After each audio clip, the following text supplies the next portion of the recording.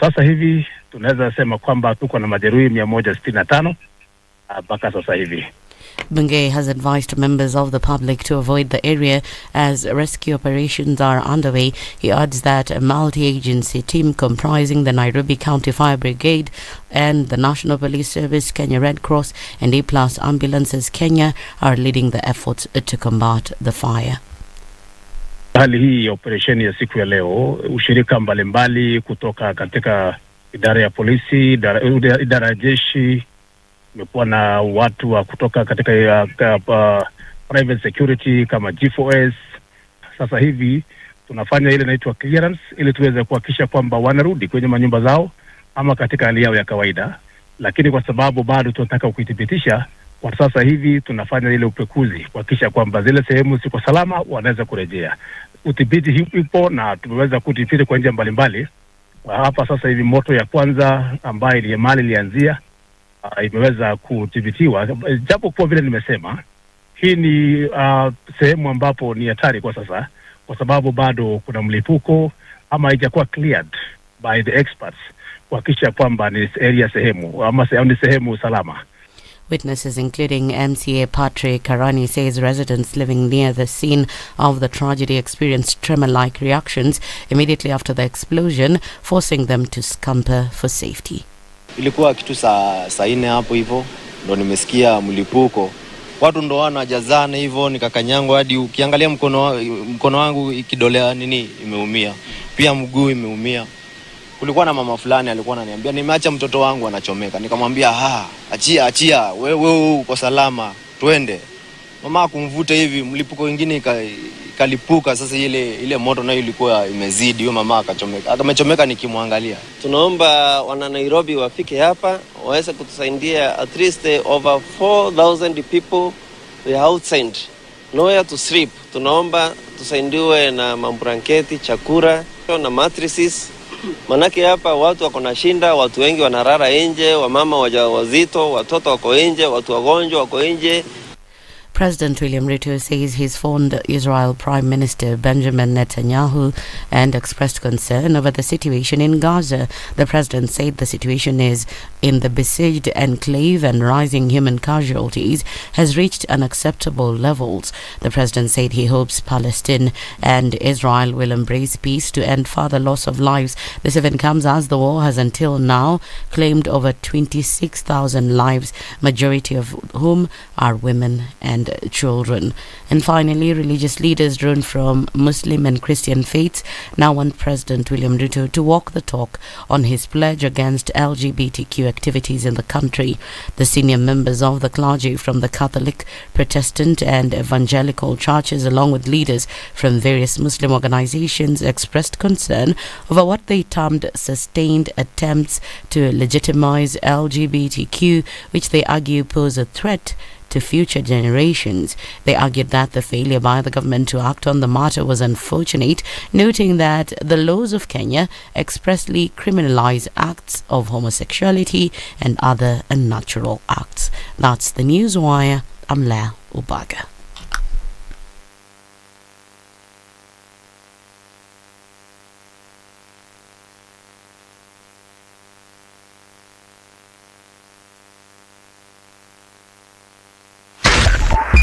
.5 SpiceFM, Kisumu.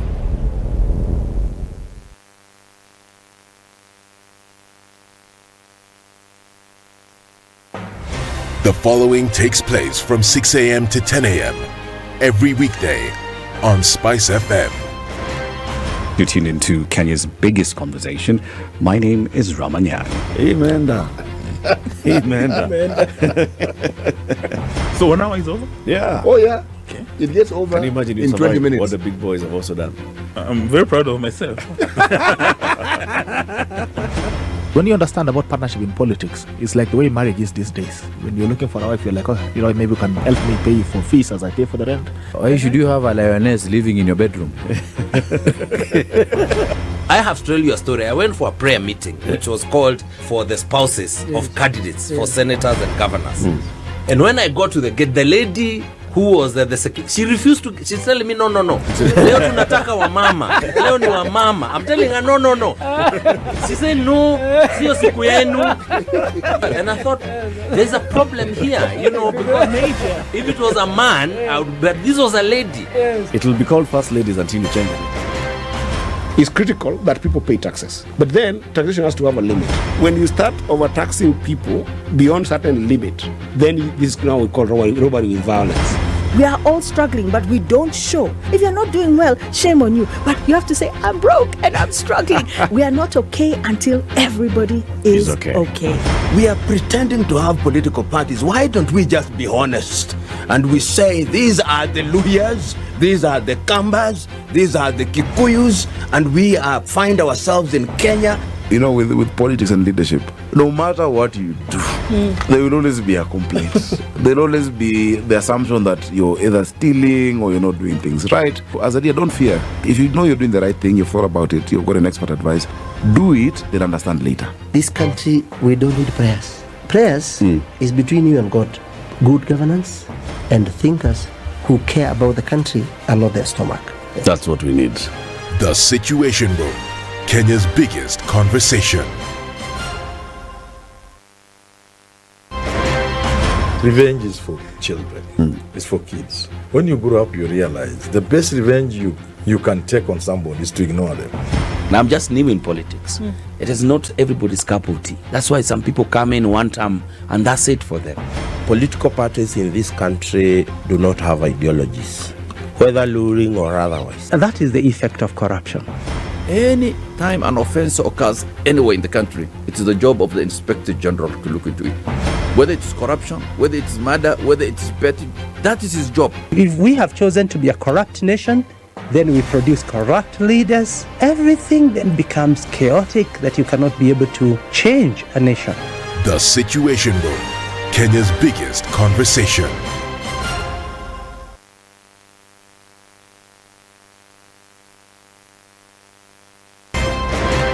If a lion shows you its teeth, it doesn't mean it likes you.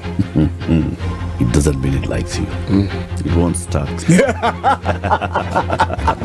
A liar calls as witness one who is either dead or far away. Say it in Kiswahili. Ben low, nin inte, yenin der, ayu markati kadikta. This character called liar. He has disturbed people. So when you tell him, who are your witnesses, he will take you to a place where it is difficult to verify. For someone like me who sweats a lot, I cannot survive there. Sweating is biblical. Good. And you must blame it on Adam, not me. Because Adam messed up and he was told, no, you fellow, you, by the sweat of your brow, thou shalt eat.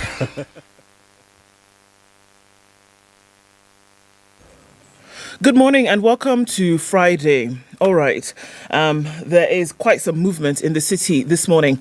Let's take a look at what's going on as you approach North Airport Road, heading out towards the Eastern Bypass. It's open and it's clear. Folks being asked to essentially avoid the areas off of the Northern Bypass for now, as we, not the Northern Bypass, but North Airport Road, to avoid that area. And that's what the advice is, at least for now. Other parts of the city, we're not seeing too much in terms of traffic, likely to build up as we get through the morning.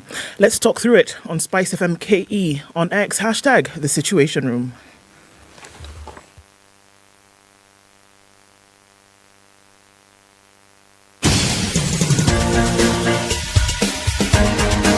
This is The Situation Room, the home of hard-hitting political commentary and penetrating insights about the state of the nation. This is a talk radio experience like no other. The Situation Room, a place for hard truths, debates, and elevated conversations. The Situation Room, witty, political, engaging, deep, controversial. In the room, we have C.T. Muga, researcher, academic, seasoned political observer, a fountain of wisdom in these politically uncertain times. Ndu Oko, Nigerian by birth, Kenyan by choice, communications expert, Pan-Africanist, a truth seeker and believer in people power, and Eric Latif, agent provocateur, the man in the chair, seasoned journalist, news hound, a man who believes in punching up, not down.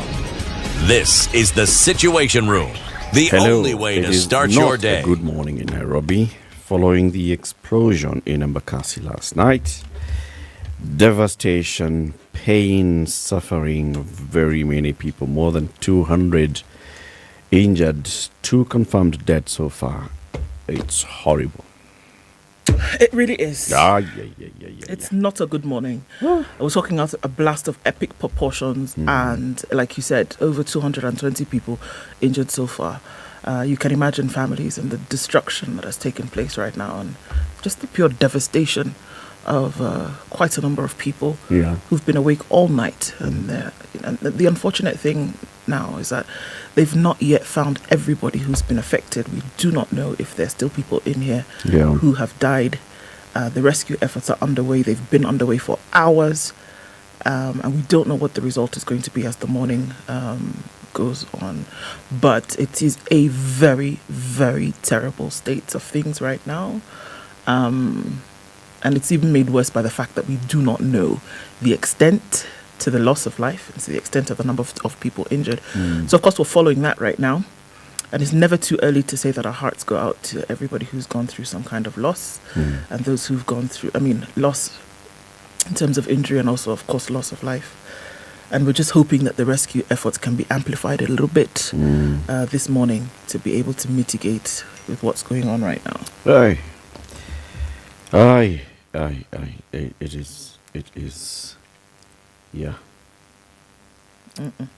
Yeah, it is a horrible one. It's a horrible one. How was your day though yesterday? Oh, my day was all right. I'm trying to remember because now, obviously, there's so many other things going on. It was all right. The day ended all right. Until then, we got into the night and then we heard news of this. Yeah. Yeah. Mine too. How It you? was good. Yeah? Yep. It's all right. It was all right. It was all right. So, a lot that's happened overnight that we're going to be talking about this and following up on what's happening on the ground throughout this morning and updating exactly what's going on. We know that we have got Standard Group reporters, KTN and news crew on the ground. We'll be speaking to those on the ground. We'll be speaking to officials as well, police, officials from the county, disaster management, the Kenya Red Cross, and also seeking to speak to people who are in the vicinity and in the area who witnessed it last night and who maybe would be able to speak to us this morning just to know what's been happening overnight. We were scheduled to have a conversation at 7 a.m. with David Ogot, who is a founder of GoingHome.com Trust, to talk about curbing drug abuse and alcohol addiction in the country. Unfortunately, now we'll not be able to have this conversation. We'll be dedicating it to what's happened at Mradi in Embakasi, Nairobi. That's what we'll be discussing in the 7 a.m. hour, just trying to get updates. Those updates will continue throughout the show. But at 8 o'clock, we will then switch up a little bit and talk about the state of education in the country, because this is also another ongoing big issue. Many people, over 100,000 children have not reported to Form 1. Many of them, it turns out, it's because of a lack of school fees, because they're unable to basically go to school. Their parents, their caretakers, their guardians are not able to send them to school for a lack of school fees. We'll be speaking to Dr. Emmanuel Manyasa. He is the Executive Director of Usawa Agenda. Usawa Agenda has been in the education space, conducting research and doing a lot of advocacy in the education space. He'll be joining us at 8 a.m. We'll also be talking to a couple of parents and guardians of children who are seeking support just to be able to report to school. And we'll also ask people to just call in. And if you know of somebody who is yet to report to school, or you know that you or your friends or your community have been able to support somebody, just let us know about those stories. What exactly is going on? And let's discuss this. If you are also a community member of a school, you're a headmaster, principal, you're a teacher, you are a board member, you're in the PTA of a certain school that is looking at how to assist the children who need to come to school, We will also be seeking to hear from you as well and discussing many other issues, including university, where there are many who have not reported to university because of also the same uncertainty of university funding. People have applied for HELB loans and it's not clear whether they're getting the loan or not, and also the criteria being used. So all these conversations will take place this morning. It's 16 minutes after 6. We are live streaming the show as usual. Those who are online, let us know where you're tuned in from, and we'll be acknowledging your presence shortly. Good morning. This is the Situation Room, the only way to start your day. The weather with Spice. Good morning. Cloudy conditions in Nairobi at 16. We'll see highs of 27 and lows of 16 today. It's 17 degrees, it's 13 degrees and partly cloudy in Nakuru with highs of 27. And we'll see highs of 26 and partly cloudy in Nyeri at 13. 11 and partly cloudy in Eldoret with highs of 25. And we'll see highs of 32 in a partly cloudy Mombasa, currently at 25. Into Malindi, partly cloudy at 27 with highs of 32 and lows of 26. Kisumu this morning is clear at 19 with highs of 28, while Kakamega will see highs of 30. It's currently clear at 17. Partly cloudy conditions at 21 in Kampala with highs of 27, while Dar es Salaam will see highs of 32. It's mostly clear at 25. 13 degrees and mostly clear in Johannesburg with highs of 27, while Mogadishu, already sunny at 26, will go to highs of 32. Addis Ababa is partly cloudy at 12 with highs of 24. Lagos will go to highs of 34 today.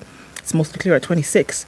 Clear conditions at 24 in Kinshasa with highs of 32. Friday afternoon in Beijing is -4 and cloudy with highs of 0 and lows of -6. It's mostly clear at 3 degrees in Paris and 6 degrees and cloudy in London.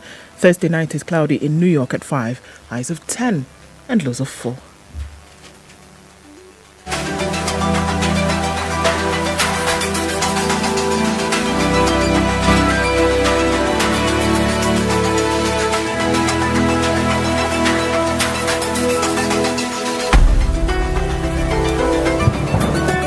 Mature, intelligent talk every morning. Spice up yourself. Who's online? But before that, let's say hello to Suti. Yeah. Bwana Muga. Mambo vipi? Fiti. Yeah. You're saying it's not a good morning because of what's happened overnight. It is definitely not. When you hear of the numbers, when you hear of even those who are in hospital, those who have died, many questions arise. Yeah. We'll be discussing that throughout the show today. So who's online, do? Don Sabo says it's a Nagasaki and Hiroshima explosion in Embakasi. It's true. It's what it actually did look like. He says, good morning all the same. CT, Eric, Ndu and Edna. Desmond Otis says, good morning. What? That Kiswahili is hard. Desmond, we see you. Amesema nini? Dada moja mrembo katika ya kaka wawili wa handsome. Okay. Sasa nini hujalewa hapo? Dada moja mrembo. Alisema mzuri sana. Dada wawili katika. Hiyo ndio ilileta shida. Mrembo. Wawili. Yes. Urembo ndio inaleta shida na iko karibu na kaka wawili. Crispin Omolo says, good morning, great people listening across the borders. Looking forward to a great conversation. Keep it a happy new month. MCR James Kimanzi says, good morning. So sad. Poliko walio wapoteza wapenzio. Very good. Sir George Gashori says, good morning. Happy Friday, getting into the weekend. Robert Mbogo says, good morning from Mombasa. Tuned in with Jabari and Amari on the first Friday of 2025. Okay, people are following you. Yeah. Winfred Jerry says, good morning, Team Spice. Tuned in from Woodinville in Washington State. Chris Adede is tuned in from Utawala. Professor J. Bryan says, good morning. Gotea CT. Okay. He says you're his personal, but he's loving us all, listening in every morning. All right. Joseg is tuning from Meru. Robinson Kisero says it's a foggy morning in Hong Kong. Toti, actually, it's afternoon in Hong Kong. Ward Nam tuned in from Otonglo. Otonglo is actually a place. Otonglo is a place. In Kisumu. On the outskirts of Kisumu. Near the Namlolo. Well, it's still there. It's on the Busia Road. Ah, okay. Going towards the border. Well, it's just on the outskirts. You know, you talk about Kakamega Road and Busia Road in Kisumu, depending on where you want to go. So when one mentions Busia Road, you know the towns and the settlements you'll pass through. Otonglo is one of them. Otonglo is literally next to the airport. Oh, okay. It's just past Kisumu Airport. Just past the airport, yes. Okay. Okay. Kenneth Bushnell says, the man who blames others has a long way to go in his journey. The man who blames himself is halfway there. And the man who blames no one has already arrived. Okay. Okay. The Kikombe says, good morning from sunny Phuket. May your dreams come as truly and go to the point. Huh? May your dreams come as truly and to the point as a 1995 Kenya Post Telegram, bringing reliable truths with precision. All right. Jane Kinairo says, happy Friday. Have a good one. Kenya Leo says, tuning from Ukraine. Dr. Venvik is also tuned in this morning. Quite a number of folks online. Brian Otieno says, yeah, things are actually a mess. Polisana to all the people who have, lost lives, lost loved ones, been injured in the Embakasi fire this morning. Jimmy Wekasa says, good morning. Richard Makiadi is also tuned in. Jackson Wudhuri was saying good morning. Kesh Denny is also tuned in. Quite a number of people online this morning.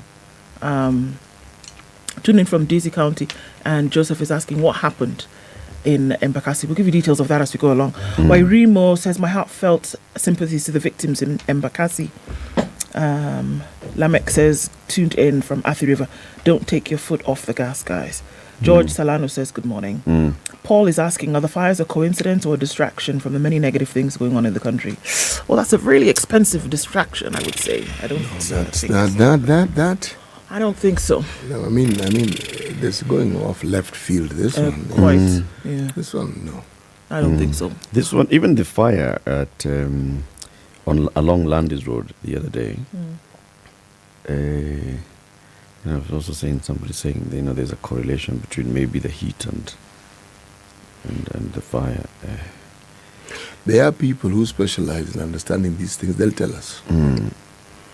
They'll tell us because this establishment wasn't built yesterday. It's been here for a long time. Something went wrong. What is it? Well, I think things have been going wrong. I mean, and that's some of the things that we'll look at as we go into analysis of this, is that things have been going wrong. There have been warnings. There have been, attempts to shut down. There have been, but they were ignored. They were ignored. So here we are. Yes. Haya, tufanye hivi City, tupatie proverb ya leo. Zimbabwe, right? Haya. We are in Zimbabwe. A weaning baby that does not cry loud will die on the mother's back.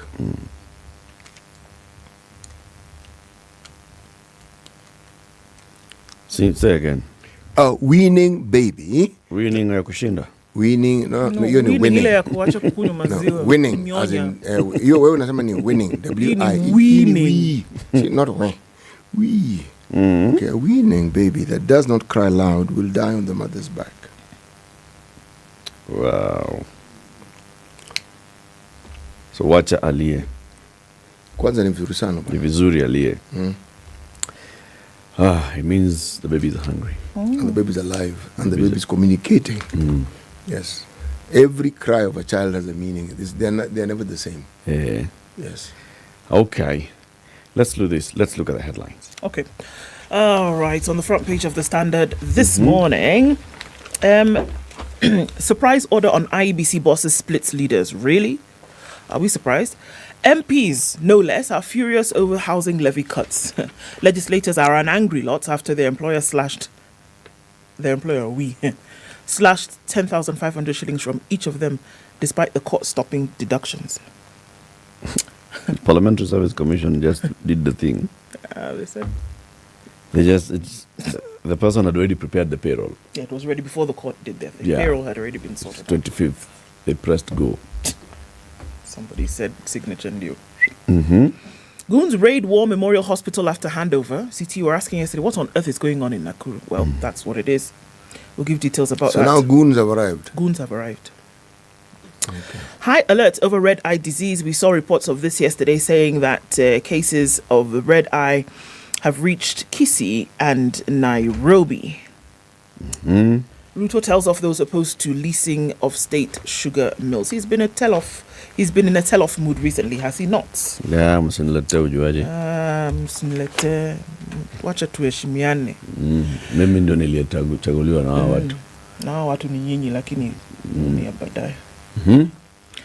Riddle of free school.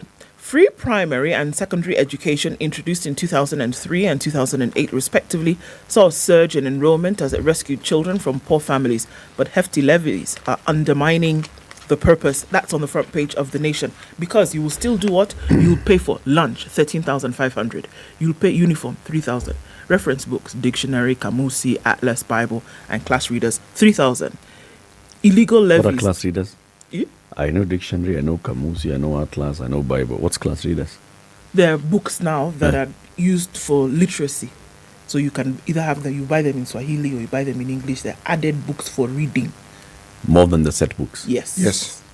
They are, Yani, it's the purpose is for it to strengthen, one, your knowledge of the language. Knowledge of the language and also of content. Yes.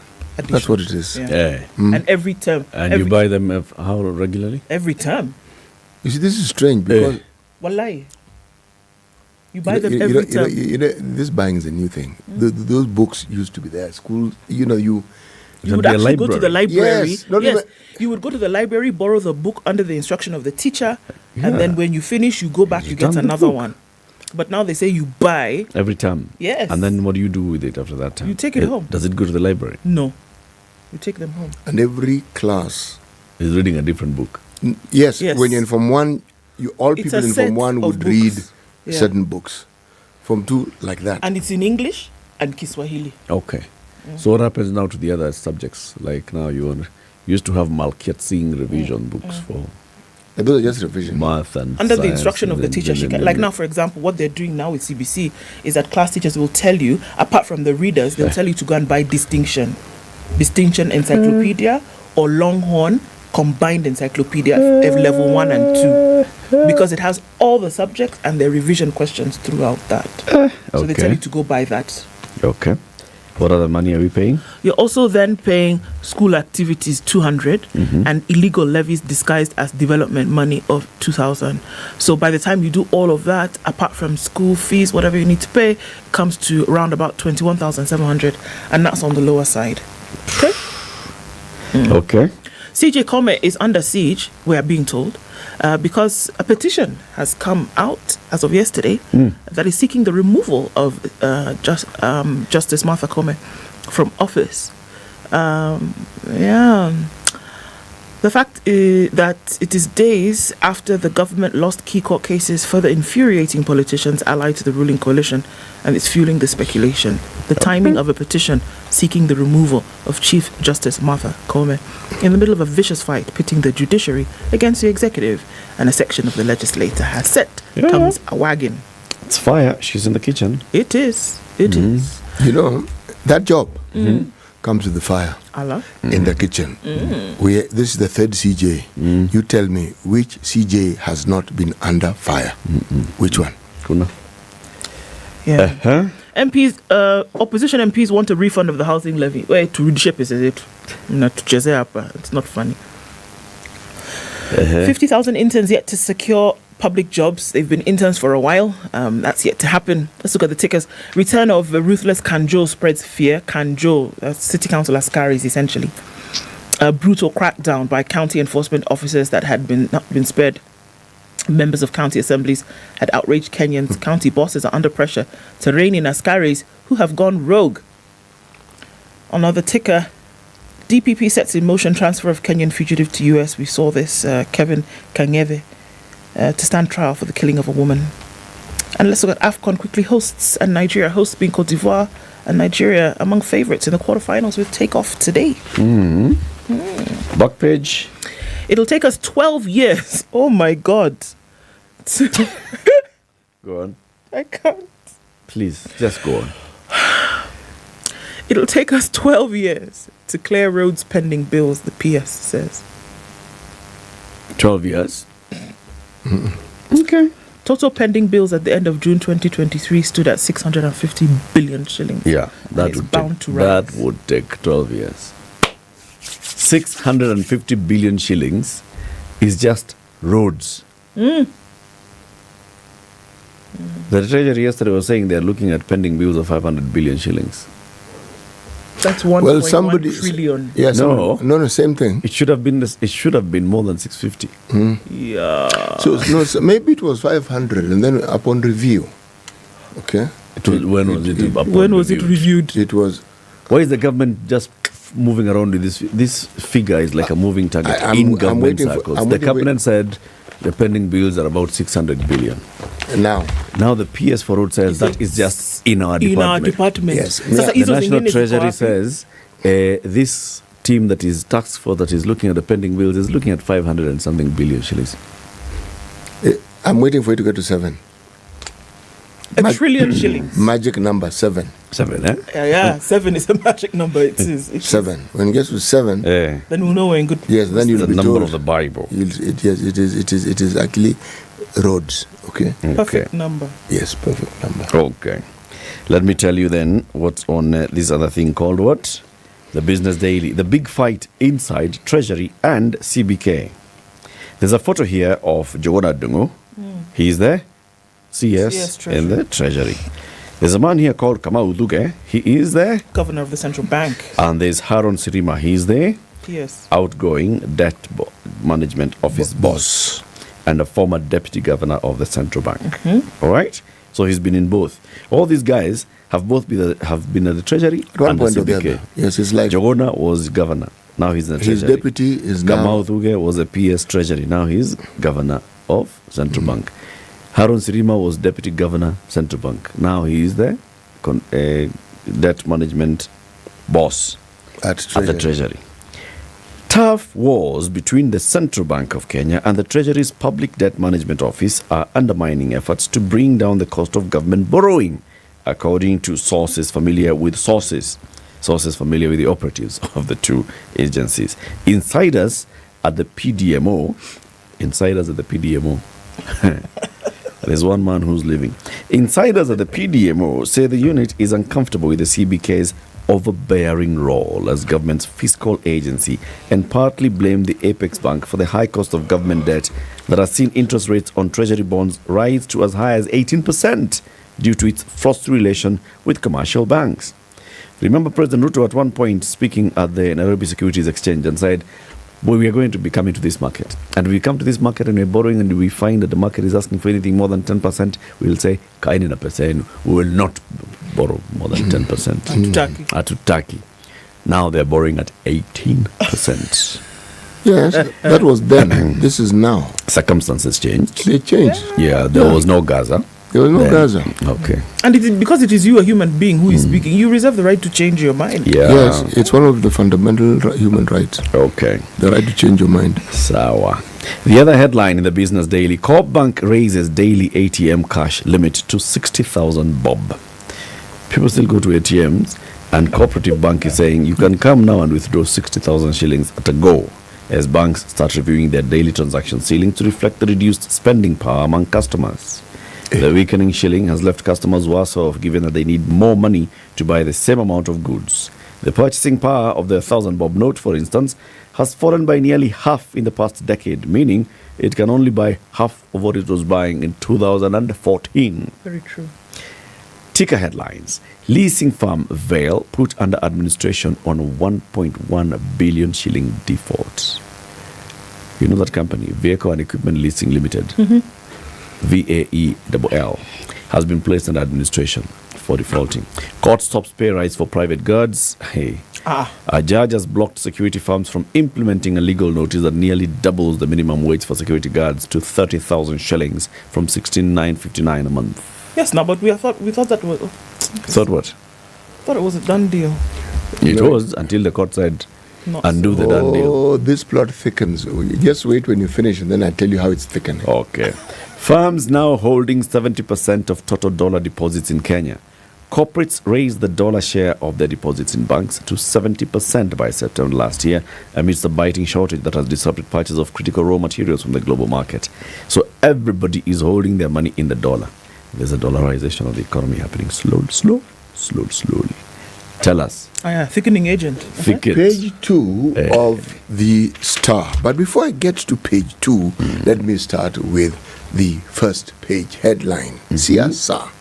Why Raila should run again in 2027 election to succeed President Ruto. Okay. Risasi bado iko kwa chemba. We've got you. Now, white butterflies harmless, say expert assures Kenyans. There have been butterflies all over the place. It's actually butterfly season and they're all white. It's the season. Yes, it is the season and they're migrating. Yeah. They're migrating? Yes, that's what they're doing. They're migrating. They're moving from point A. What's the lifespan of a butterfly? I thought it's like 7 days or something. It's about 20. So 20 days. Stop cutting short their life. 20 from egg to maggot to butterfly to death, or 20 from... It's not a maggot, it's a pooper. That thing. Let me check for you in a minute. You? This man didn't attend biology classes. He did not. What are they called? It's a maggot. It's a pooper. And then the thing before that? No. In a cocoon. So it's in a cocoon and then it... You know what he's saying makes sense. Because from egg you get what? You get worm. The maggot you're talking about. Why Ruto Raila talks stand on shaky ground? Okay? Because of IBC. Yes, Kingpin. He acquired a chopper branded with party colors. All right? Who? The Kingpin. The Kingpin. 27 race. Inside Weta's secret political moves. He's said to be beefing up his campaign machine and building heavy war chests. All right. There's a picture of the president, Weta. I think this guy looks like Michael Joseph. The person here looks like Michael Joseph. He may not be, but looks like him anyway. President Ruto on a busy 2-day tour visit to Western. Now, I've left the interesting story for last. Okay. PS Bored owns 30K directive on pay for guards. She says the private security authority overstepped their mandate. It is the job of the Ministry of Labor to do set minimum wage. Yes. We have not said. In fact, while we are at it, she said, "Let us review something here." The Council for National Labour Board. Just look at the Private Security Wages Council. Okay, this thing was established last and checked in 1998. Let's review this thing. So essentially, she be told people who have guards, businesses, just stay calm. These guys overstep their bounds. Essentially, she's saying this thing not working. Sanambia Fazul sasa. Unajua amepata Fazul hapa tu atamwacha hapa. Does Bore know this town? Town. City of Nairobi. Bore ajui town. Si bana, you know, kutojua si dhambi. One will get to understand. Mnachopigana nacho hamkitambui. Ndio hivyo. Lakitawa Ramba. 20-7. Tell us about traffic. This is the Situation Room, the only way to start your day. It's heavy on the Thika Superhighway this morning, coming in past Utalii and finding its way slowly into the city. Judicial Road not looking too bad. Let's now move towards Jogo Road, where we're seeing some traffic coming off of Outer Ring and then out towards Landis. It doesn't look too bad on other parts, Kangunda Road, and then coming in, touching from Outer Ring. Cabanas going towards North Airport Road, free and clear. That's police have tried to keep the area absolutely clear, asking people not to find their way towards that disaster area this morning, because it is just off of North Airport Road. Okay, so that's clear for now. If you can avoid, please do, at least for the time being. Uhuru Highway, then getting out towards the city, also clear, not an issue here. Kiambu Road looks good as it does on Limuru Road. We're getting into the morning. Let's see what happens as we do, and we'll talk on SpiceFM KE on X, hashtag The Situation Room. Mature, intelligent talk every morning. Spice up yourself.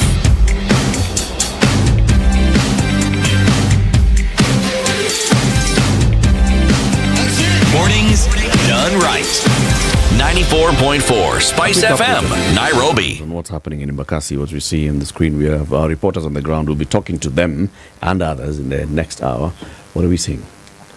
All right, so number of fighters, I'm not sure which agency this is, but it's probably combination force, Nairobi, as well as private firms. Even the police truck that does police truck is there as well. Quite a number of folks there, and it looks like they tried to actually put the fire out. It looks like could be the source of the fire here. We all know that this was the depot for a gas refilling company. It's adjacent to this Skyline apartments, very close to, and that's what the magnitude was so high. It looks as though they've been able to put out this fire from here, but we still do see billows of smoke, and it's still quite dark. And that's, of course, going in an upwardly direction. Still asking folks to stay away from the area, but it looks as though for now it's been contained because folks are actually entering into the building. So we'll just have to wait and see what happens with that later. They'll probably be able to locate the source direct in a short while. But for now, that's what it looks like. Okay, so we'll be talking to the people on the ground, including the Kenya Red Cross, the police, the county administration, and others. All right, in the headlines, tell us what to pick a story. All right. CJ Kome is targeted in escalating war with the executive. This is what we are being told. The president and his allies have accused the judiciary of being compromised. And the reason is, the only reason that could ever be is to frustrate his key plans. A petition seeking for the removal of Chief Justice Martha Kome from office is the latest in the escalating fight pitting the executive and the judiciary just days after the government lost a string of court cases. The executive, led by President William Ruto and senior Kenya Kwanza lawmakers, had picked up a storm by targeting judges for allegedly taking bribes to rule against certain government policies. The president has consistently claimed that some unnamed judges were working with his opponents to frustrate his key projects like the affordable housing and universal health care. Deputy President Rigathi Gachagua had even threatened to petition the Judicial Service Commission to probe a judge who made decisions in one of his corruption-related cases. He later dropped this to give dialogue between the executive and the judiciary a chance. In the latest twist of what's going on, yesterday we did see that a petition has been filed to have the Chief Justice removed from office. A number of things were stated.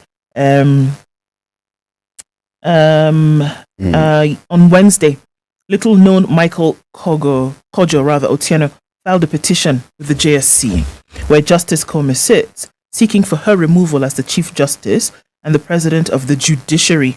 Otieno has no direct link with the executive, but his petition feeds into the executive war against the judicial officers. However, the mere filing of the petition does not mean that the CJ is guilty. According to Article 168 of the Constitution, a petition seeking for the removal of the CJ shall be in writing, setting out the alleged facts forming the basis for her removal.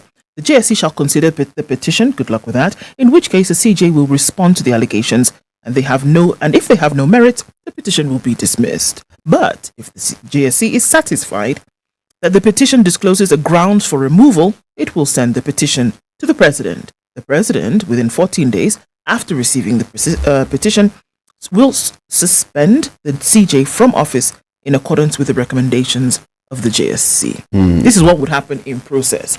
The law requires the President to constitute a tribunal comprising the National Assembly Speaker as chairperson, 3 Superior Court judges from common law jurisdictions, 1 advocate of 15 years standing, and 2 persons with experience in public affairs. They shall then sit and go over these details again, look at the facts, and make sure that binding recommendations are then made to the President. So that's what the process would be. Okay. That's what it looks like. So let's just wait and see. It's all speculation for now. Okay. The threshold is very high for removal of a judge. Extremely high. Just for a judge, but now we're looking at the President of the Judiciary as well as the Chief Justice. So come on. It has to be watertight, and it has to be, the makings of a shakedown. Or choreography. Oh, yes. Even a shakedown is Where do you see the choreography? choreographed. See, I have difficulties taking anything that happens in the political landscape of this country at face value. Yeah. Because everyone talks to everyone and wants to give the impression they're not talking to everyone. And whenever there are pronouncements about certain things and we see certain actions, many a time we're looking at the shadows of what is actually happening. It's never really what is happening. So when suddenly, this is not out of the blues, the CG has been criticized. I don't hear people lauding her for the wonderful things she has done, but there it is. Somebody is exercising the constitutional right. It comes out amidst this situation where don't meet the president. Why shouldn't she meet the president? Why shouldn't one arm of government meet, one head of one arm of government meet with another? What on earth is wrong with that? Oh, nefarious intent is what people are alleging. Now, if you go through all these things, even have a cursory just sifting through it, and you find what you're seeing and what is actually happening are two very different things. That is the reason why you hear me saying choreography. Yes. Alrighty.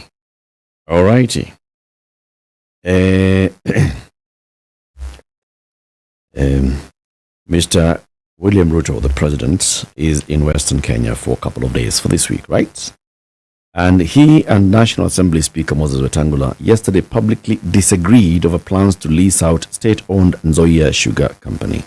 Speaking in Bungoma, the president announced his government's intention to lease Nzoia, Chemelil, Sony and Muhoroni sugar companies in an ambitious drive to revive the struggling millers. But Wetangula and a host of local politicians told the president to involve them in any plans aimed at saving Nzoia Sugar Company. Here's what Wetangula said. All leaders from the county, ranging from the MCAs to MPs, senator, woman rep, and the governor, as well as the leadership of Nzoia Outgrowers Company, must be engaged in the leasing discussion. But the president asked those against the move to step aside and let him turn around the struggling sugar industry. He says he's conversant with the problems bedeviling the sugar sector and knew how to fix it, having served as agriculture minister in the past. He told of MPs from Bungoma, allied to both Azimio la Umoja, One Kenya Coalition and the ruling Kenya Kwanza Alliance, for insisting that Nzoia Sugar Company should not be leased. He singled out the opposition for criticism. You did not vote for me. You don't understand my manifesto. Why are you criticizing what you don't understand? Ruto asked Jack Wamboka, the Bumula MP. Wamboka, alongside Kandui's David Makali and Wetangula, had said Nzoia was the backbone of Bungoma County's economy. But Ruto said his administration had written off the 117 billion shillings debt facing the 4 sugar millers as the first step to return them to normal operation. He added that 1.7 billion had been factored into the supplementary budget to go towards paying farmers' dues. He says, today I've come with a check so that farmers who delivered their cane to the factory can get their money. I'll move to all the 4 factories to give the affected farmers their money, he said. As the people of Bungoma, Wetangula said, we played our part at the ballot and we are happy that the president has come here. Our contribution in the elections made a difference and it's time to reap the benefits. So basically Ruto was saying, I was agriculture minister. I came here. I saw what was happening at Nzoia. I was deputy president. I saw what was happening at Nzoia. I came here and I told you, look guys, we are going to revive this thing. Nzoia has been operating all these years. People have been delivering cane. Cane has been processed. Sugar has been sold. But the workers who work at the factory are not paid. The farmers who deliver the cane are not paid. Si ni ukora inaendelea hapa. Kabisa. Na si mimi nitakuja kutatua hii mambo yote. Ama wenyewe mnataka nitatue mambo. Mnataka nitatue mambo? Basi. Tawe. These people. Do we have an agricultural minister? We do. His name is Linturi. Was he on this tour? I do not know. Okay. And he has a PS? Yeah, he has several PSs. The number. There's livestock, there's crop development. Okay. So this falls under crop development. Okay. I'm going to take the view that they were there. And that it's only pictures of them that have not been taken. The president is right. The woes that bedevil the sugar industry are not really complex. Nope. No, not really. Not complex at all. They are made to appear like they are complex.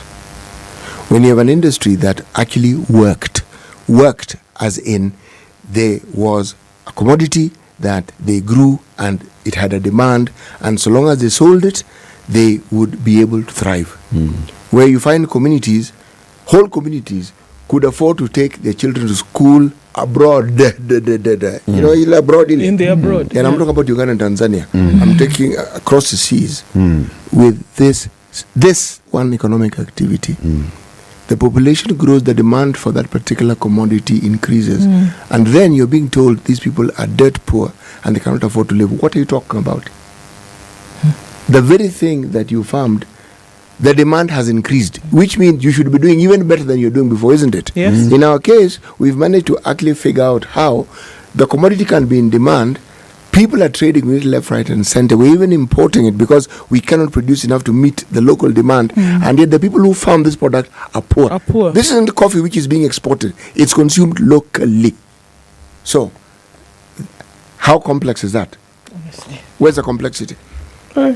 And I've never heard of a single person who worked in these mills, whether in an executive capacity, being jailed because the sugar is sold. Have you heard of vast amounts of sugar being dumped or being burnt because it was not bought? Have you ever heard? Nothing. It's never happened. No. So, and sugar doesn't have legs, it doesn't walk. So where does it go? It is consumed. It's madness. By human beings. It's utter and complete and undiluted madness. Yeah, completely. Tell us a story, City. Yes. Weta is definitely on the move. Luhya MPs who attended Moses Wetangula's meeting in Narok. Clever man. You're not having it in Western. No, have it in Narok. Okay. They'll show you a national. Kabisa. 17 MPs from Western. 10 of them were ODM. Okay? You know something? This unity of the Western part of this country seems to continue being elusive. But what is good, we can see democracy in operation, meaning Weta is speaking, somebody else is speaking, another person is speaking, the younger MPs have decided even them, they have a voice. Speaking. The only problem with this is that in Kenya, whenever someone raises their voice and they appear like they want to take up a position, in many cases they're just negotiating. It isn't as though they actually really want to stand, but they want to create enough dust to give you the impression that they actually want to stand. I want to look at this story on page 2, the one of the security guards and everything that goes with it. When you find people in government, one saying this and the other saying the other, you have to ask, do erstwhile colleagues in government consult with each other? Whole government approach. There's a whole government approach. It's a concept that's being employed in government as we speak. Even as we see this. It's what is being employed. This is it, yes. Whole government. Yes. Okay? Collective responsibility and all that. Yes. So this is it. Government speaks as one. Yes, we need to redefine this one. You see why I say we need to redefine this one? Whereas I think that it is a good thing for people whom we entrust with security of the places we live in, whereas it is important for them to be paid well. Okay? Why does this matter of procedure, why do we keep hearing it rearing its head? That's really what I'm saying. There is a process to all these things. Whether you want to raise salaries, whether you want to do this, whether you want to build houses, there are processes. They're actually laid down, and they're also not ambiguous. They're clear. Why is it that it is now coming out that people within that same government, one has done one thing, another one has said, forget about it. This thing, procedure hasn't been followed. We're not doing. What is it about this thing? It's a valid question. And the thing is, what is the mandate of the private security, blah, blah, blah, regulatory authority? What's their mandate? Does their mandate extend to setting the minimum wage? Does it? Because then if it does, then what role does the State Department for Labor play in this? Yes, exactly. And that other thing that you said was last reviewed to you what? That's a council. Let me just read it for you, please, so that it is not, we're not accused of hearsay. The CS further instructed, this is now, okay, let me read it from the beginning. Okay. The current applicable minimum wage for workers in Kenya, including guards, is as set out in legal notice number 125 of 2022, which came into force on May 1st, 2022. There's a uniform minimum wage policy. Yes. And it's that 16,000 that you keep hearing about, okay? This has not been reviewed and remains in force, okay? The CS further instructed the National Labour Board to advise on the appointment of the Private Security Wages Council, whose establishment is provided for under the Labour Institutions Act 2007. So there is a Private Security Council that is to be established. Yes, the council was last constituted in 1998, hence necessitating its review. Okay. There is a council. When the authority was enacted and established, did it not repeal the council? Because why would you have an authority in the council? My friend, yeah? When something was last reviewed in 2007, and then you have a new legal notice of 2022, which, okay, where the minimum wage is applicable, this council is rendered obsolete. Because the council, you could say, the two are a bit different. The council would be looking at the affairs of the private security sector and making suggestions, or whatever on their welfare and all those things. Suggestions. Yes. And then there is what happens annually when Atoli and others go to Uhuru Park on Labor Day and they say tunataka uongeze mshahara. And then the president declares, all right, let's raise the minimum wage from X to X by whatever percentage. That is gazetted. Yes. As the official minimum wage. That's it. Right? That's it. That minimum wage cuts across. Yes. Private, public sector. It as the is minimum wage. Now, can any other entity set another minimum wage for a sector? For a sector, who else would do that? According to Bore, it's the ministry. Yeah. But it is there's one gazette notice that sets a minimum wage.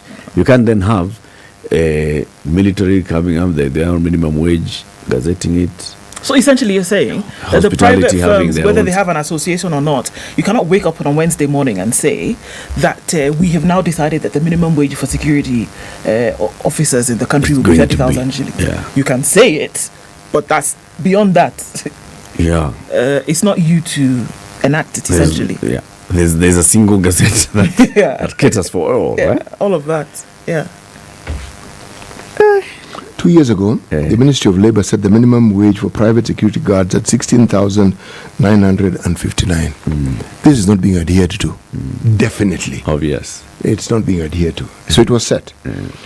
In the three cities, note, of Nairobi, Kisumu, Mombasa, Nakuru. Under the Labour Ministry's guidelines, a security guard working in former municipalities was to earn a minimum of 15,722, while their counterparts, the counterparts in other areas were expected to earn 9,672 every month.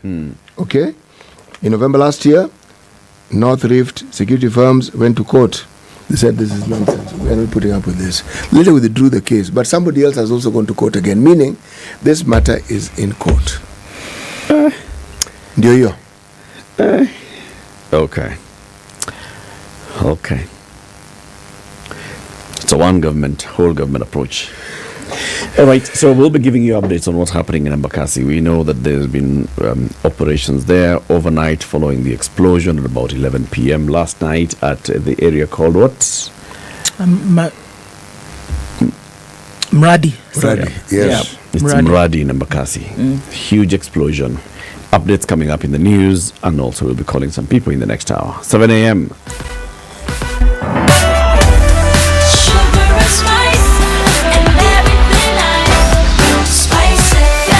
Spice up your life.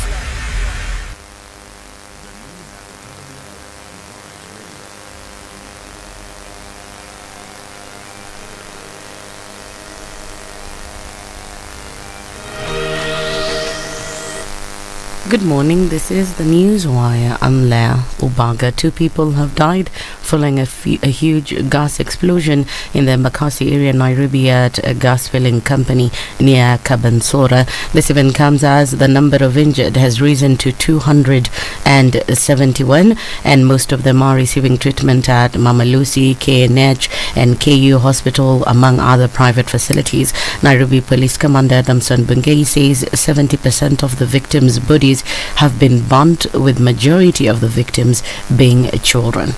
Habari ambazo tunaweza kuthibitisha ni kwamba tumeweza kuwa na majeruhi ambayo kadhaa wamekuwa kwenye hospitali ya Kenyatta na Komarox, pia hospitali tuko na majeruhi 14, na bado tunazidi kupokea ujumbe ama habari kutoka zile hospitali za private ambao ziko katika sehemu hili la Embakasi. Bungei has advised members of the public to avoid the area as rescue operations are underway.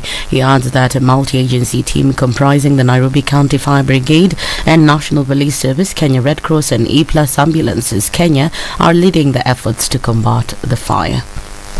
Hali hii ya operesheni ya siku ya leo, ushirika mbalimbali kutoka katika idara ya polisi, idara ya jeshi, imekuwa na watu wa kutoka katika private security kama G4S. Sasa hivi tunafanya ile inaitwa clearance ili tuweze kuhakikisha kwamba wanarudi kwenye manyumba zao ama katika hali yao ya kawaida, lakini kwa sababu bado tunataka kudhibitisha, kwa sasa hivi tunafanya ile upekuzi kuhakikisha kwamba zile sehemu ziko salama, wanaweza kurejea. Udhibiti ipo na tumeweza kudhibiti kwa njia mbalimbali. Hapa sasa hivi moto ya kwanza ambayo ile mali ilianzia imeweza kudhibitiwa, japo kwa vile nimesema hii ni sehemu ambapo ni hatari kwa sasa, kwa sababu bado kuna mlipuko ama haijakuwa cleared by the experts kuhakikisha kwamba ni area sehemu ama sehemu salama. This event comes as witnesses say that the tragedy experienced started as tremor-like reactions and immediately after the explosion forcing them to scamper for safety. Penye nilikuwa nimekaa nikaona dunia imegeuka, so mimi nilichukulia ni kama kawaida, kumelipuka tu kama earthquake. Kuangalia nikapata si kawaida. Kidogo nikapata watu wanatoka huko, wametoka Ngozi kwenda kuangalia, nikakuta nyumba zimechomeka. Hapo ndio nikagundua ni kubaya. Watu wetu wameathirika, wengine wamekufa na wengine wameathirika na moto imewachoma. Sasa ni uchungu, ni majonzi mengi. Ingekuwa ni vizuri serikali wangeangalia vitu kama hizi zikiwa hatari karibu na penye watu wanaishi, wangekuwa wanazitengea mahali pengine kando, na ambapo hao watu wote vile wanafanyika hivyo, wengine hatujui kama watapatikana ama itakuwa ni jivu. Mimi nilikuwa nalala saa 5:25 ndio nilisikia bomu ya kwanza, tukatoka kwa nyumba. Kutoka nje tukapata watu, moto ni kila pahali. Sasa ile nilirudi kwa nyumba kutoa vitu, kutoka tu hivi moto wa pili naye tena ikanipata kwa barabara, kaanguka chini ilikuwa moto, jundi moto. President William Ruto has pledged to resolve the long-standing issue of Nzoia Sugar Company's outstanding debts. Ruto also vowed to clear the company's debts, which amount to 1.7 billion shillings, and ensure that all farmers receive their dues. Ile deni ya bilioni 50 na kitu 53 billion ambaye ilikuwa nadaiwa kampuni yenu ya Nzoia, tumeifutilia mbali kama serikali. Hamuna deni tena, kampuni yenu is free. Tumefanya hivyo kwa kampuni ya miwani, tumefanya hivyo kwa kampuni ya Muhoroni, tumefanya hivyo kwa kampuni ya Sony, tumefanya hivyo kwa kampuni ya Chemeli. Hiyo deni yote ilikuwa bilioni 117. That is why niliwaambia I will write off madeni ya hizi kampuni. Serikali 3 imejaribu ku write off, they did not succeed. He also assured farmers that they'll be paid in the next 2 days. Pesa imekuja hapa, niko na hundi hapa ya pesa yenu, pesa ya wakulima wote. Nikiondoka hapa in the next 2 days, hakuna mkulima atakuwa anadai. Mkulima wa hapa, kila mkulima atakuwa amelipwa. That's the News Wire. I'm Leah Ubaga.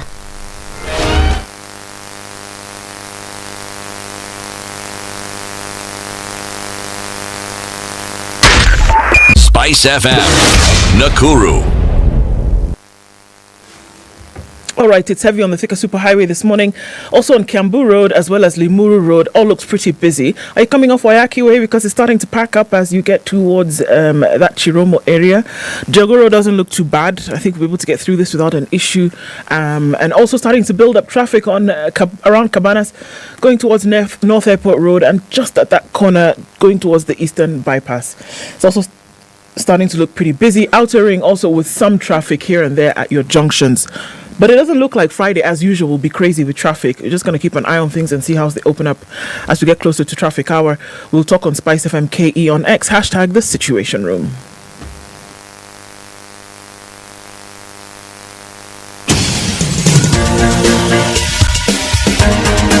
This is The Situation Room, the home of hard-hitting political commentary and penetrating insights about the state of the nation. This is a talk radio experience like no other. The Situation Room, a place for hard truths, debates, and elevated conversations. The Situation Room, witty, political, engaging, deep, controversial. In the room, we have C.T. Muga, researcher, academic, seasoned political observer, a fountain of wisdom in these politically uncertain times. Ndu Oko, Nigerian by birth, Kenyan by choice, communications expert, Pan-Africanist, a truth seeker and believer in people power, and Eric Latin, agent provocateur, the man in the chair, seasoned journalist, news hound, a man who believes in punching up, not down. This is The Situation Room, the only way to start your day.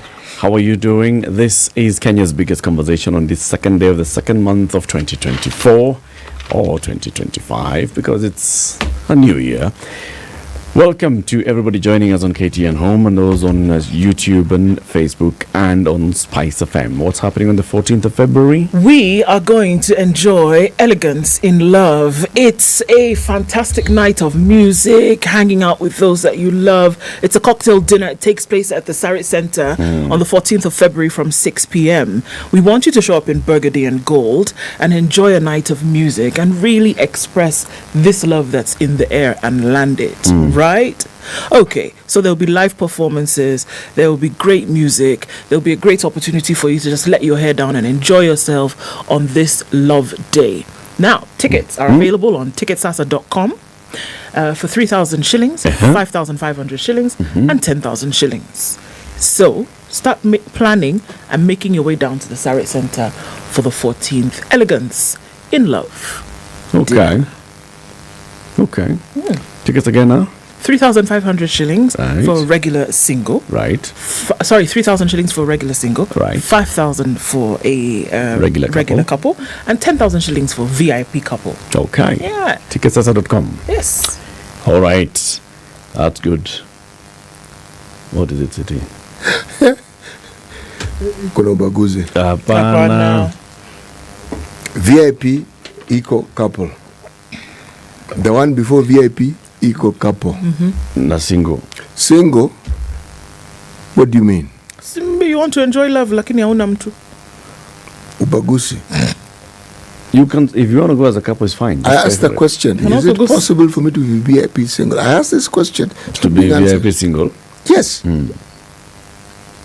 Why are they limiting you to? Is it not a valid regular question? It's a valid question. It is. It's a valid question. It's a valid question. Yeah. We'll ask the question again. Ask that question. Okay. I got you, City. Keringet tells you to own your richness. Why? Because of where Keringet comes from, which is where? Keringet. And it is filtered through the earth's riches. And infused with vitamins and minerals straight from the earth, out from the rocks, into your bottle, cooling and refreshing. Own your richness with Keringet. Into your body. Ama, when you drink water, where does it go? No, I'm in full agreement with you. I'm actually just thinking of what the minerals do. Did you know that zinc actually helps alleviate your immune system? Did you know that? Alleviate from what? No, I meant alleviate in a Jew, not elevate. Alleviate in a. Okay. Me, it's the onomatopoeia. It strengthens your immune system. It elevates. No. It actually strengthens your immune system. Kizungu linipotea hapo kidogo. Okay. All right. Fluoride. Remember I mentioned it. Good for strong teeth. Okay. Now, you may ask, what do you need strong teeth for? You wait until you start getting older and your teeth start to fall off. Then you'll know why you need strong teeth. Calcium builds strong bones. Now, it's not that you may assume the bones are necessarily need to be strong when you're young. When you're older, they also need to be strong because there's a likelihood they're going to get brittle. Okay? Yes. There's all likelihood. Kabisa. All these things that you hear, UE, magnesium, calcium, sodium, all these things. Potassium. My friend. Potassium, first of all, what it does with the heart muscle. Amazing. All these things are useful. Now, the thing is, you don't have to take them individually. All you need to do is drink the water. That's it. That's it. Drink water. Kunywa maji mingi ya uzima. Na ukitaka kunywa maji mingi ya Keringet. Yes. Okay. So disaster happened overnight in Embakasi. Explosions, series of explosions. What's happening on social media this morning, you see the account of those who witnessed it and they were filming. You can see fire, balls of flame, and then huge explosion at one point that just, forms a mushroom of just red flame. And you're like, my good Lord. And then it's in the middle of human habitation. Yes. That now. Yes. Those that responded immediately included the police. Of course, the Kenya Red Cross are always fast in sight, and that's a very good thing for the Kenya Red Cross. The local administration, the county government officials were there. They've been conducting this operation overnight, trying to put out the fire. The fire has been put out. Now it's just going door to door and establishing what they can establish. People were evacuated. There were many who were injured. By last count, we had more than 220. Yeah, 222 at last who count. had been recorded injured. Yeah. And at least 2 confirmed deaths. Many more are feared dead in this. Let's talk to our KTN reporter on the ground, Ode Francis, who is there. Good morning, Ode. Good morning. It is not actually a good morning. Yeah. It is not a good morning, you're right. It's a horrible morning. You've been there. For how long have you been on the ground? I've been here from 1 a.m. in the morning. As we speak right now, at least it is now a bit easy, I would say. But again, we are standing next to the gas plant that exploded.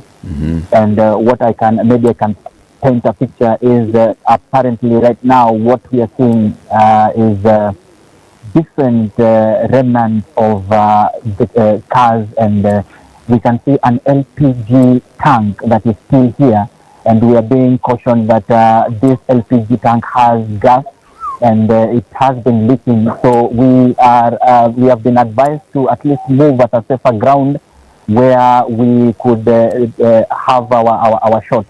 But again, in the course of the night, we experienced a lot of confusion here. But I must say the different agencies, that is the GSU, the G4S, Nairobi County government, and the army were here on time, and they tried to contain the fire. The fire, that's where exactly it started is a place called Mradi. They call it Mradi. And it is at a gas cylinder and a gas station where a cylinder exploded. The first one exploded, and it threw its gas cylinder 300 meters away from where it happened, and then it landed on a go down somewhere within 300 meters from where it exploded. Again, that go down was raised, and up to now, as we are speaking, the firefighters are still fighting to try and bring down the fire.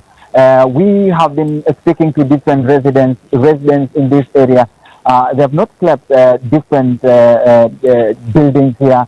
They are now vacant because of fear of anything that might come up. We have also witnessed electricity here has also been disrupted completely. There's no electricity. At night, we were forced to use night visions as we filmed our pictures.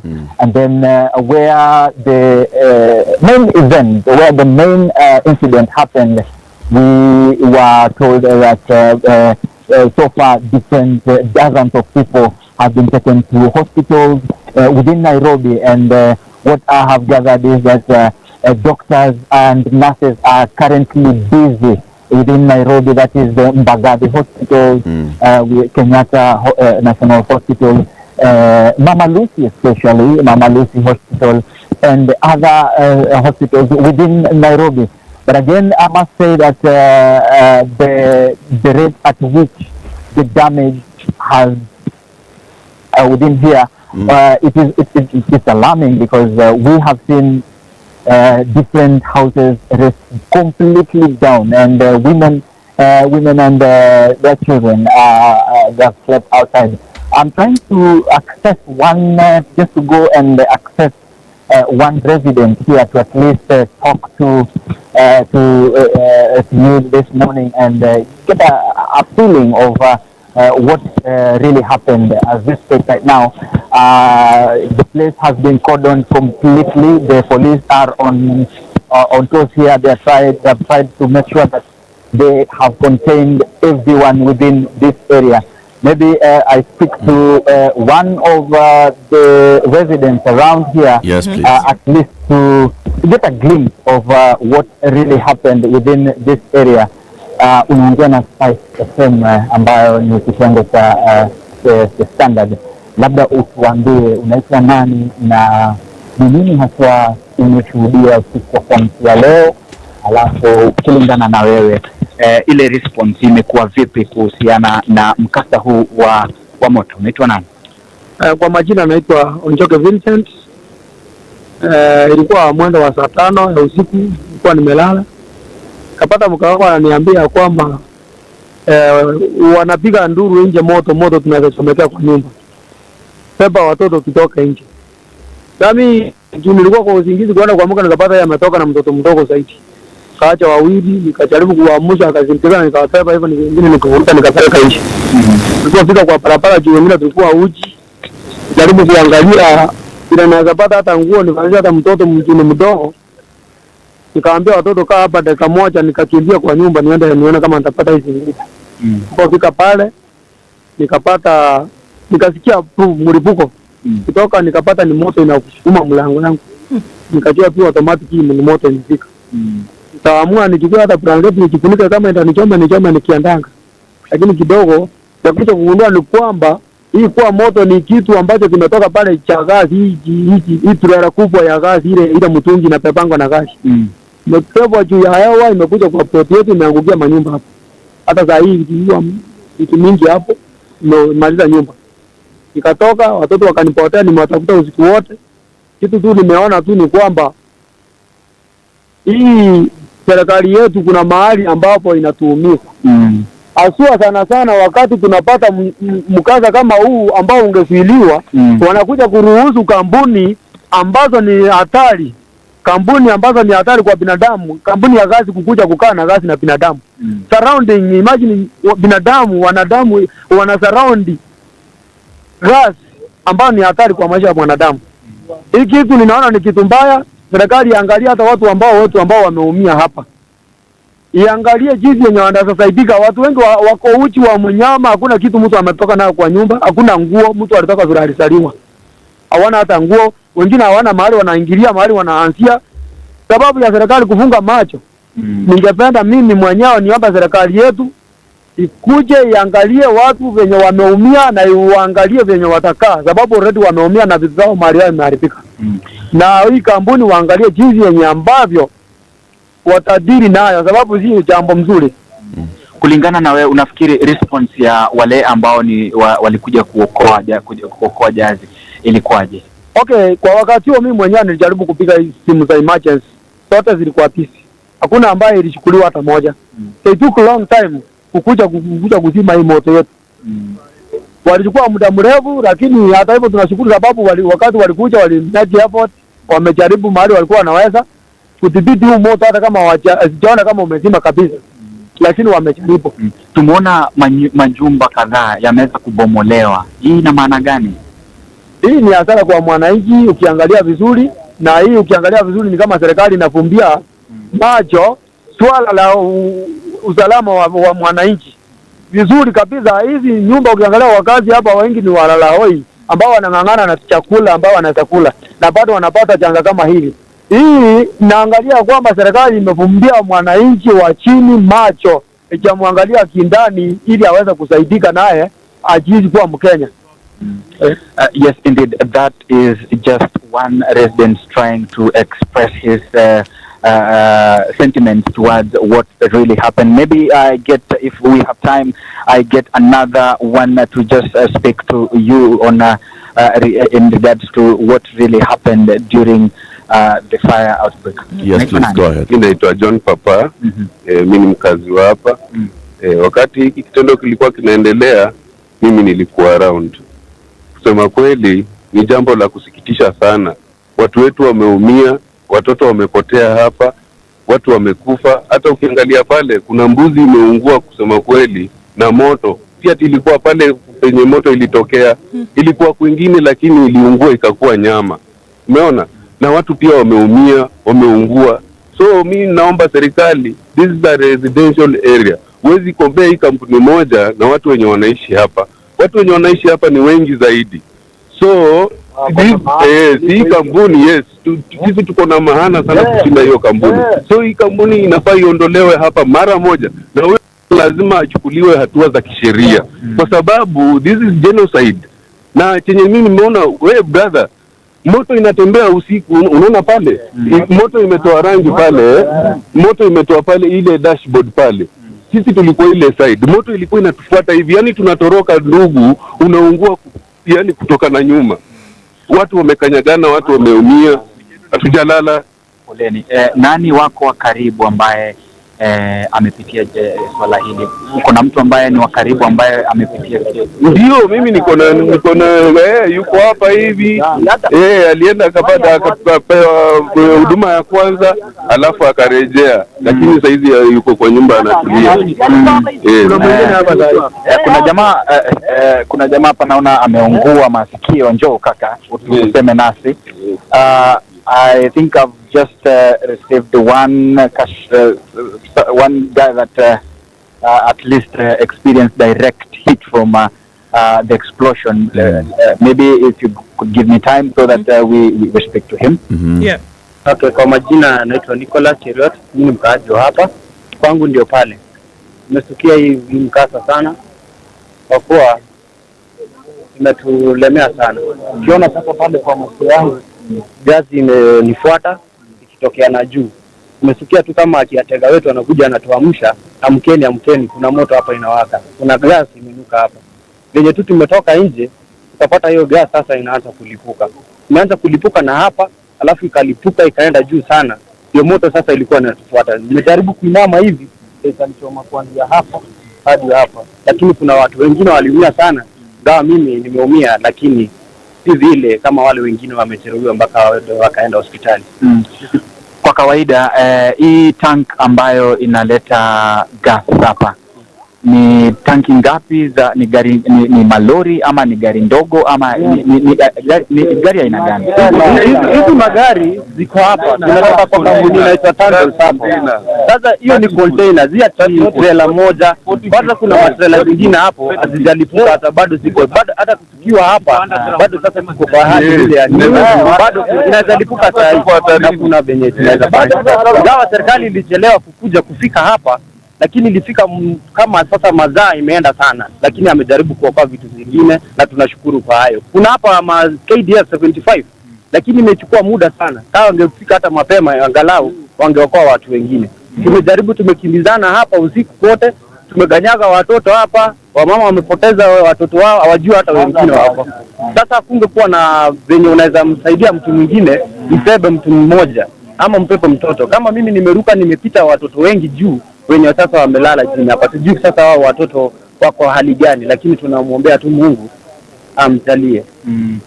Those are direct experiences from the residents of Mradi, this area where they have experienced the explosion. But what we are getting here is that we have more gas cylinders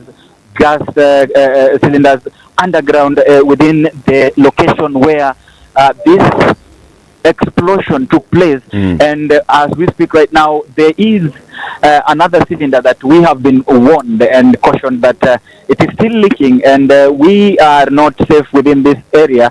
So I will vacate the location so that we find a safer ground, so that we can talk to you within the stipulated time. Francis, if I could just ask you a quick question, even as you're relocating to another area, what we are saying for purposes of clarity here is that there's still a possibility that because of still leaking cylinders or leaking canisters, there's still a possibility of further explosion at the moment? Yes, as we speak, indeed, the place has been cordoned. It is tightly cordoned, and the police officers here have already taken lead in making sure that no one comes close to the area where the cylinders are. And yes, indeed, we have witnessed, we have seen the cylinders that are still here, and we've been told they still have gas inside the cylinders. And we have been told again, the same place where this explosion took place, it has been cooled down by the water cannons. They have been spending time to make sure that that tank, that cylinder is not hot. So yes, indeed, the place is not safe. There's also something else, Francis. A number of folks have talked about the fact that they're not able to locate children. This is a worrying thing because obviously they've been separated from their parents, they've been removed from their home area. And have you been able to talk to anybody in terms of the rescue for children who may have been separated from their parents, if we know if they've been taken to hospital or of the general location at all? There's one gentleman who spoke of not being able to have located his children all night. Yes, as we speak right now, many of these residents, they don't know where their children are, and we can't really tell exact location where they are. But what we have so far is that many of the children here who are not able to walk away, as you have heard from one of them saying they were trying to escape themselves, they left the children inside their houses. So we can't tell the number of children that are inside this building and the number of children who have survived or who have died as we speak. As we speak right now, we are waiting for the Nairobi Regional Commander, Adamson Bungei, to come and address us and give us the exact numbers on how many people so far as we speak right now have died of the fatalities and those that are injured, and the exact number of people who are in different hospitals within Nairobi because of this explosion that happened today.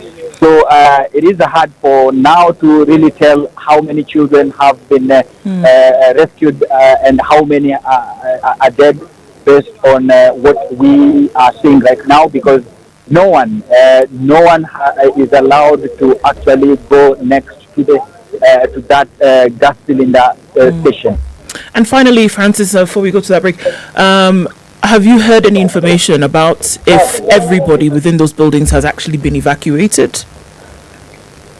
Yes, evacuation started around when we were just getting here at around 1 p.m. in the morning. Evacuation was taking place. The residents themselves were actually struggling to actually try to salvage few of what they own in their houses, but many of them, I would say, have tried to evacuate themselves from this side. But again, those that were concerned, that is the G4S that was here, the first responders, they have tried to actually make sure that everyone is safe within this area by evacuating them. Francis, we thank you very much for speaking to us this morning. I just want to clear something as you go. We are seeing reports, people saying that this particular gas filling plant is one that had been earmarked or had been identified by the regulator as an illegal one. Have you established anything about that? Yes, that information is one of the information that we are waiting for Adamson Bungei to actually flag it, because we can't ascertain and give a definite answer about that one, because as we speak right now, yes, indeed, the gas station is in the middle of a residential area, but again, we can't really tell indeed if this location has been flagged off, or is it part and parcel of those gas stations that were not supposed to be here. So we are waiting for Adamson Bungei to actually give us a definite answer on that, because I understand he is on his way coming. We have been told to just hold on. He is coming to give us exact information. And those are some of the questions that we will be posing to Adamson Bungei. All right. Odi Francis, KTN reporter, thank you very much for speaking to us. We'll be catching up with you a bit later. An update from the ground of what's happening at Muradi in Embakasi. A huge explosion at about 11 p.m. last night. Many people affected. Let me read a statement from the government spokesman, Bwana Isaac Mwaura, who says that the government wishes to confirm that yesterday, Thursday, 1st of February, at around 11:30 p.m., there was a huge explosion at Muradi area in Embakasi, Nairobi County. One lorry of an unknown registration number that was loaded with gas exploded, igniting a huge ball of fire that spread widely. A flying gas cylinder hit Oriental Go Down, burning down the said Go Down, which deals with garments and textiles. Consequently, the inferno further damaged several vehicles and commercial properties, including many small and medium-sized businesses. Sadly, residential houses in the neighborhood also caught fire, with a good number of residents still inside as it was late at night. As a result, 2 fellow Kenyans have regrettably lost their lives while being attended to at the Nairobi West Hospital. The government sends its most sincere condolences to the families of the departed souls. In addition, 222 other Kenyans were injured by the fire, and they've been rushed to various hospitals: 21 at the Kenyatta National Hospital, 160 at Mama Lucy General Hospital, 19 at Embakasi Hospital, 14 at Modern Komarok Hospital, and 8 at Nairobi West Hospital. The scene has now been secured, and a command center is now in place to help coordinate rescue operations and other intervention efforts. Kenyans are advised to keep off the cordoned area in order to allow the rescue mission to be carried out with minimal disruptions. The government wishes to thank all the institutions such as the police, the Nairobi County government, the Red Cross, the St. John's Ambulance, the Kenyans of Goodwill for their quick response, and that's the true spirit of the nationhood and patriotism. The government also is in the process of doing everything possible within its means to assist the victims of the fire incident and also to help restore normalcy in the affected area.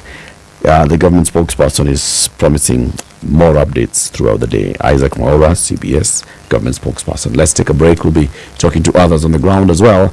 27 minutes to 8. This is the Situation Room on SpiceFM, on KTN Home, on YouTube and on Facebook.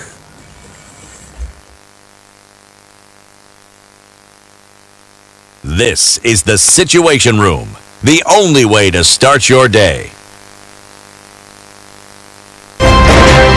Thank you very much, Eric, and it's good to be at the Situation Room. Always a pleasure coming here. This is the most challenging interview panel in Kenya. You guys are very well informed, and as you can see, Charles today very philosophical. To be poor in this country is the greatest sin you can commit, not just from a legal perspective, but from life generally. It is very, very skewed. We just heard on the floor of Parliament, just most recently, a leader within the ODM saying that Sisi Ng'ombe is a baba. Yeah. Which means that you are willing to be milked dry. You cannot force me to believe. I'll give way. If it's a land that I'm told to return to you, I will. Okay? Because the court has said so. But I'll continue saying, watu wamenirusha. That's all that I'm doing. The Situation Room, Kenya's biggest conversation. Partly sunny conditions in Nairobi this morning at 14. We'll see highs of 26. We'll see highs of 27 in a partly sunny Nakuru at 14. It's 13 and sunny in Nyeri, going to highs of 26. And we'll see highs of 25 in a mostly sunny Eldoret at 12. We're looking into Mombasa, where it's cloudy at 26, and Malindi at 27 and partly sunny. It's 20 and sunny in Kisumu and 18 and sunny in Kakamega. Heavy rain now in Kampala at 20 and mostly sunny at 26 in Dar es Salaam. It's 13 and sunny in Johannesburg, and we're looking into a sunny Mogadishu at 28 and a sunny Addis Ababa at 14. It's hazy in Lagos at 26 and partly cloudy in Kinshasa at 24.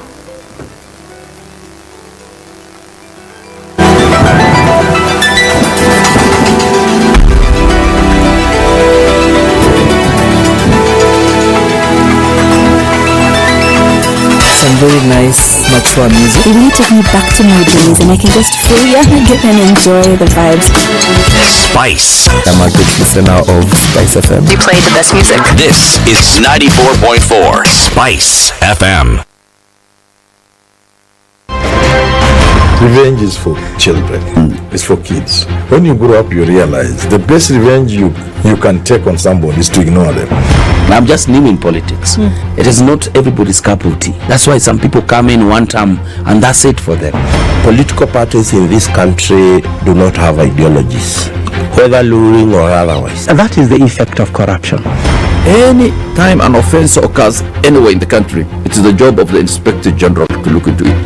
Whether it is corruption, whether it is murder, whether it is petty, that is his job. If we have chosen to be a corrupt nation, then we produce corrupt leaders. Okay, a few minutes into traffic hour, and North Airport Road heading towards the junction at Outer Ring. Not too bad, but onto that junction there is traffic and it's outbound.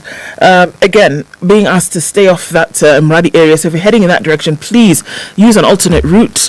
And so it's been cordoned off. You'll not be allowed to move in that area for now, obviously because of what's going on with the fire disaster that took place last night. Landis Road is bumper to bumper from the City Stadium roundabout all the way through to the Kamkunji roundabout, and that's going to be there for some time. Also very busy right around Globe Cinema overpass in the middle of the city, coming off the Thika Superhighway.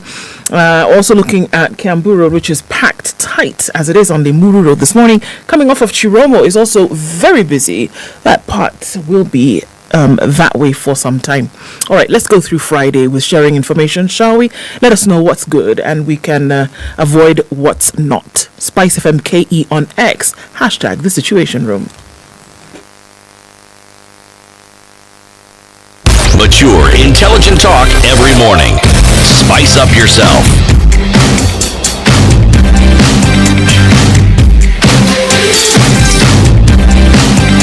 Mornings done right.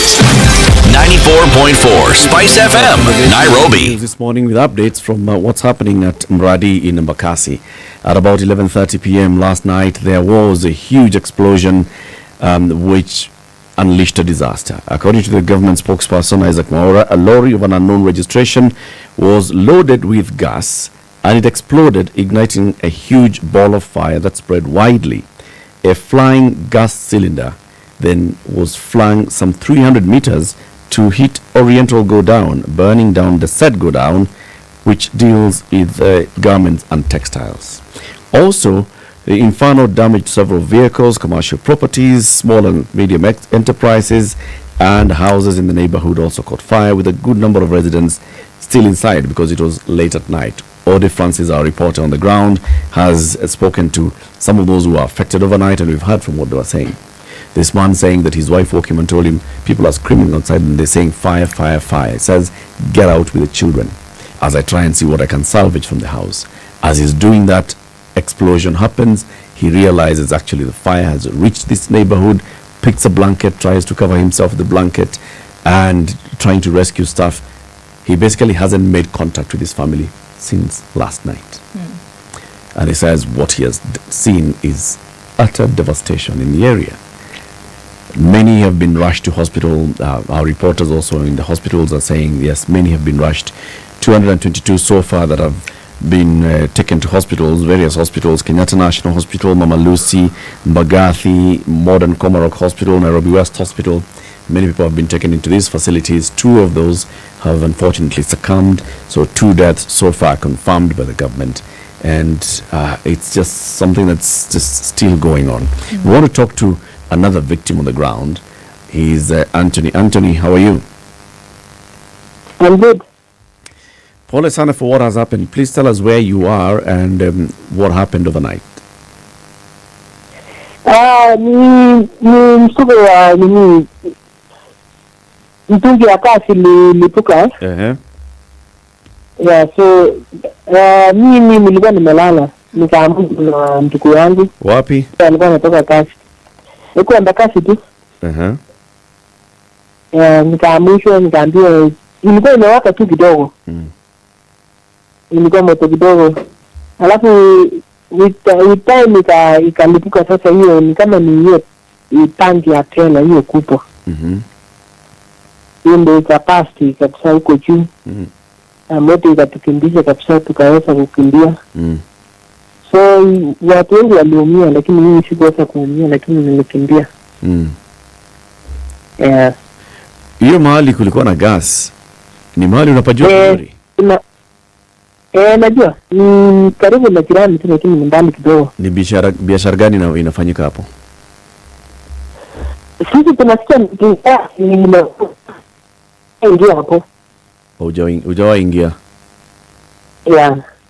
Vile ambavyo umesikia wenzako wakisema, ni nini ililipuka? Hasa ni lori. Nasikia ni mtungi ya kasi. Hapo ndani ya hiyo kampuni. Yeah, mtungi ya trailer ile tangupo. Lori yenyewe. Yeah, ndio. Lori yenyewe ndio ili. Nasikia ilikuwa inatoa nini, inatoa kasi.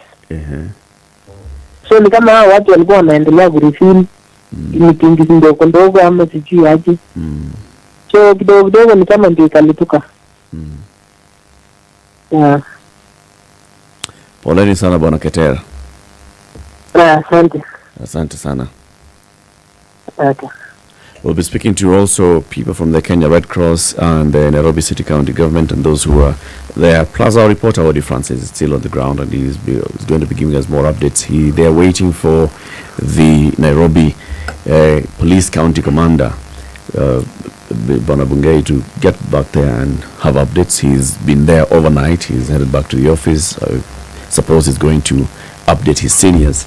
And then he comes back to the ground to do the coordination. What our reporter, Odi Francis, has told us is the various officers from the General Service Unit, the nearby KDF barracks, the G4S firefighters from the Nairobi City County Government, and Kenya Red Cross and others were there on the scene, and they were coordinated in the efforts to put out the fires.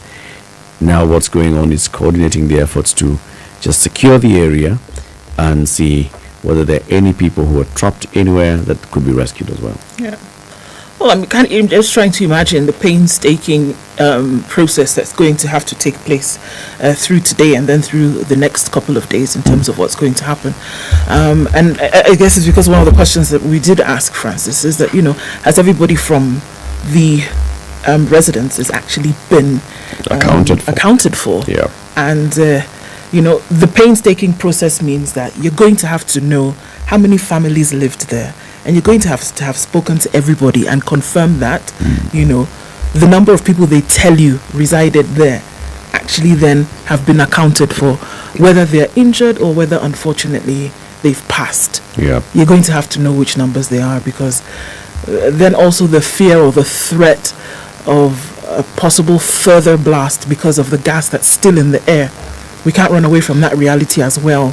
And so that's some of the process that we talk about in terms of what they're going to have to do over the next few hours. And it's very important that they move as quickly as possible. The hope is that there is adequate everything, resource that is needed, whether it's human resource, whether it's, the mitigation of fighting fire resource, whether it's the mitigation of securing the area in terms of this gas leak, because the gas is in the air. Yeah. It is not what you see and that you can put something around it.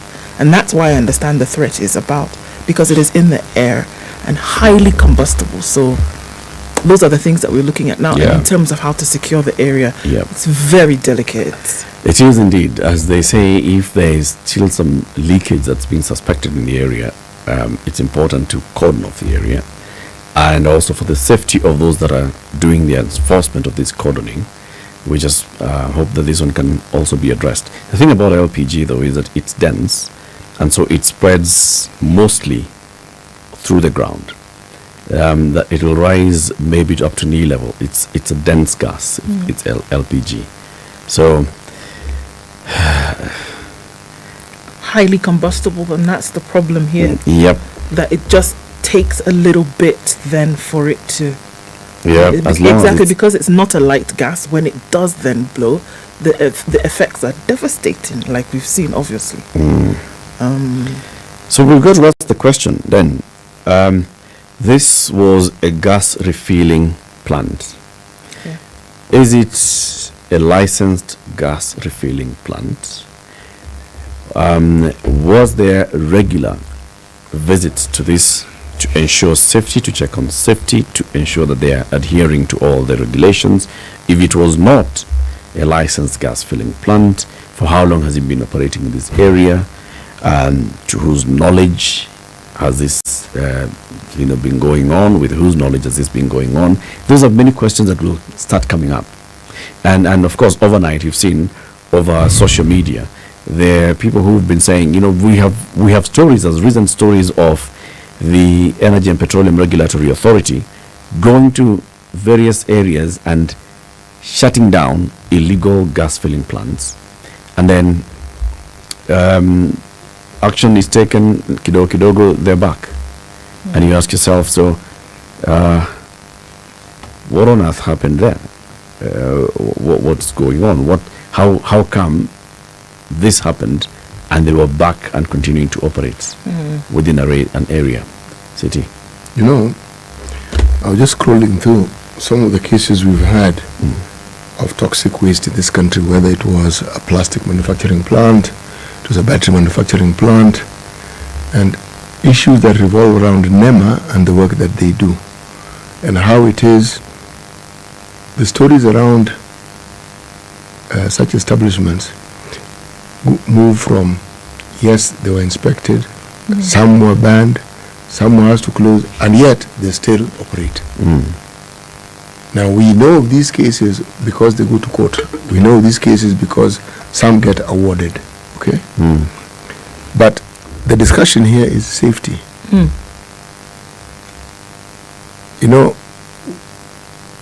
Safety becomes an academic subject until that safety fails. And then you have a disaster. Then we start asking questions that ought to have been asked and answered a while back. When you have an industry that deals in gas, how far should it be from human habitation? If you have a factory that produces whatever it is that a factory produces, how far away should it be from human habitation? One. And what are the safeguards that must be in place? And this is where now we bring in the bodies that the government has, and we have everything in this country. People who are supposed to oversight all these things. How do they do it, and what do they do? And if they then do their work, are we saying that over the years they have forestalled many impending disasters and that this is just one that slipped through their fingers? Or are we saying that this is one that ill fortune caught up with, and yet we have many disasters waiting to happen? Absolutely. So, and this is the thing, though, that we need to separate. A gas blast is normal. You get what I'm saying? It happens all the time. So long as you do have that particular, you have gas, the likelihood of you having a blast is normal. The problem here is the location of this plant. That it is in an area where there are thousands of people who are living. And by the way, we know that these residential areas are quite packed. They're quite crowded. And this is densely the populated. problem. Densely populated area. And this is the problem. That a gas blast or a gas leak where you have a gas plant is as normal as it will happen. But the area in which it is the issue here. Yeah. And if there was an alarm that was sounded, CT, that thing you're talking about, that were the right questions asked, were those questions answered? And this is the thing, if the questions were asked and answered, what you do when you do the due diligence is that you then avoid what we've gone to bed with and woken up with today.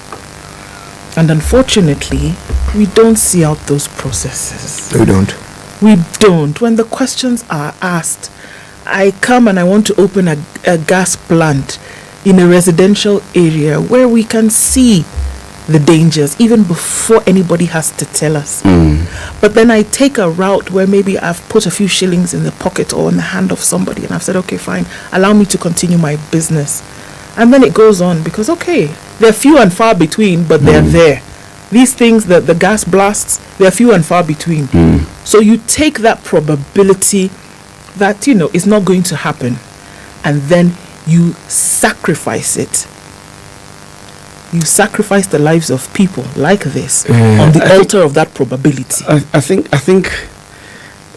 we come back into society and the criminal elements in society, because I'm actually looking back at the number of times that, when you're looking in the paper and you'll see a full-page advert by the Energy and Petroleum Regulatory Authority talking about action taken. We have had visits on the ground and we have shut down this particular facilities, and mostly it's illegal gas filling facilities, and there's constant operation on this. Many of them put in the paper and saying, we have done this, we have found them. So one is found here, they are mobile. You see, if they are using a gas truck, it's mobile to go, and so you're found at this place. Tomorrow you are arrested, you are taken to court, you are doing this and the other. The beneficial owner has not been arrested. The beneficial owner just moves the truck to the next place. And this goes on and on and on. I'm looking at the Twitter handle of the Energy and Petroleum Regulatory Authority. As just recently as last month, they've been having a whole campaign on gas safety. Given the large black market out there, this is on the 5th of January 2024.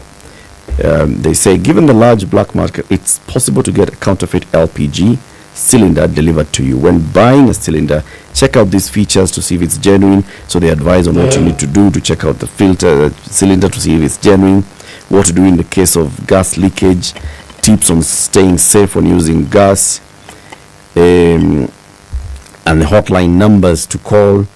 And again, 3rd of January, usiweke mtungi wa gesi lako karibu na moto. Hii ni hatari kwa sababu unaweza kusababisha mtungi wa gesi kulipuka na kusababisha madhara. There's been a campaign, a sustained campaign by April recently on gas and safety of gas. Hakikisha unawasha kiberiti chako kabla ya kuwasha jiko lako la gesi. That's over December. And then I think if you just scroll down, we'll find something that they've done in one of those raids at these facilities. So these things that happen, you have business people who decide that this is how I'm going to do my business. When they're refilling these gas cylinders, the gas cylinders are not from the regulated gas companies. So how have they acquired that? If you have, for example, an Ola gas cylinder, what's it called? K-gas, or is it K-gas is the one is the one for K-gas only is metered, the new French company. So all this labeled Total or Shell, or somebody will end up going into the market and picking these cylinders and refilling them illegally and then selling them off as this is Shell gas, this is a Total gas, this is the other gas. So it brings in the OMCs themselves as well to come and make a lot of noise on this. You know what, Eric, even as you talk about those things, if the regulatory authority is, having this sustained campaign about raising awareness about the dangers, and this is your cylinder in your home, in your residential area, your little cylinder or your medium one, whatever, why is that? Because the dangers of this thing are known. They're known to the regulatory authority. They're known to devastating a gas leak into what a gas explosion can be. We know that. Now, if we graduate that and say, if we know that in the space which you reside, it is a danger and that you ought to be extremely careful, that raising of that awareness or the regulation of this to see that such ports for business then do not operate in a residential area. Can we be so careful to have awareness raised amongst people who live in units, but then fail to look at the importance of that on a larger scale, where you have something like this very close to where thousands of people live? Is there a responsibility across board? And this is the unfortunate thing about commenting or doing analysis when something like this happens, because it would appear as though you say nothing about the lurking dangers until a disaster happens. That yesterday we were not talking about the importance of making areas safe, but today now we're doing deep dives and we're doing analyses over these things and saying responsibility then must be taken. It is important for us to do due diligence, etc., etc. But when we do talk about implementation of correct policy, when we do sit here every day and insist that those who have been given positions of responsibility have to be held accountable, this is a physical manifestation of that thing.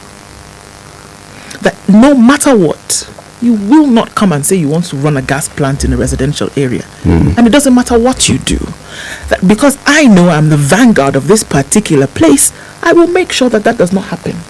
So how do you make sure that that doesn't happen? Does it mean an everyday kind of thing and say do not know? Yes, perhaps in this case. Yes. Which is what they do.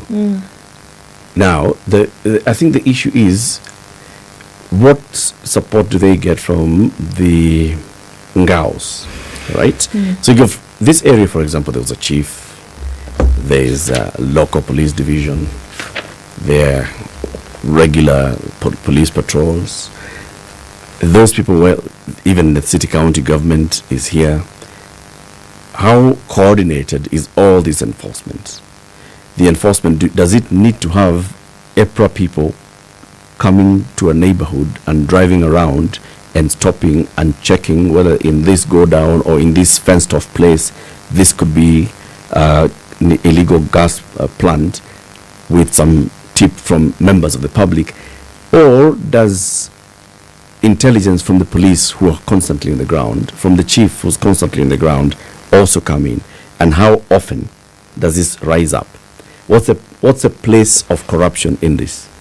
That there's a local police officer, there's a local chief who knows of this thing that's happening, but then they are seeing candle, so they don't put it in any report.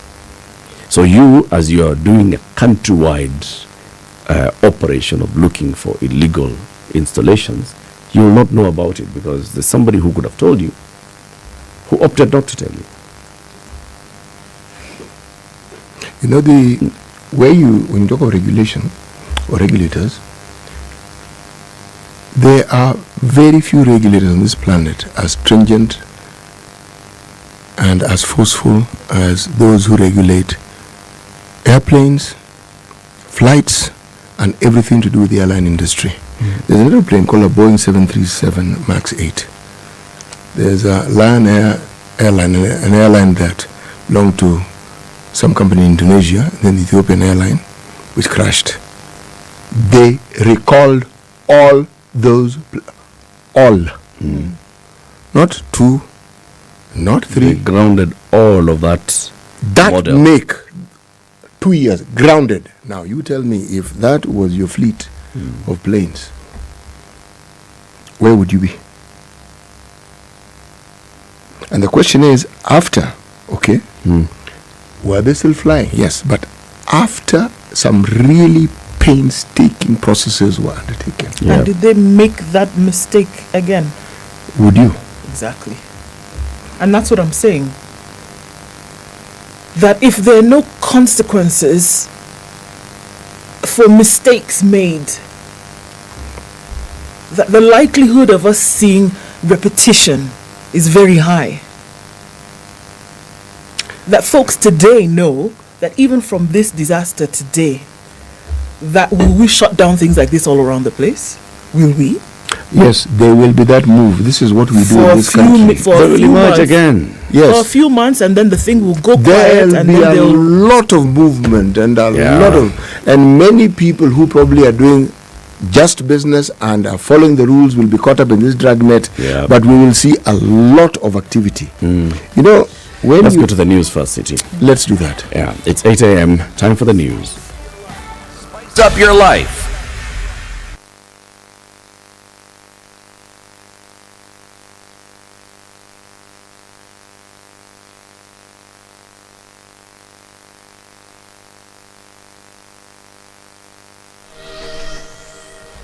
Good morning, this is the News Wire. I'm Leah Ubaga. Government spokesman Isaac Mwaura says 2 Kenyans have died following the Embakasi fire while being attended to at the Nairobi West Hospital. Mwaura adds that the number of injured Kenyans has risen to 222, with 21 receiving treatment at the Kenyatta National Hospital, 160 at Mama Lucy, 19 at Mbagathi, 14 at Modern Komarok Hospital, and 8 at Nairobi West Hospital. He adds that investigations reveal that a lorry that was loaded with gas exploded, igniting a huge ball of fire that spread widely, burning down the Oriental go-down. He also says that the inferno further damaged several vehicles and commercial properties, and a number of residential houses in the neighborhood also caught fire. The 7 Kamsas witnesses have called on the government to give them humanitarian assistance. Ilikuwa kitu saa 4 hapo hivyo ndo nimesikia mlipuko. Watu ndo wanajazana hivyo, nikakanyangwa hadi ukiangalia mkono wangu kidole nini imeumia.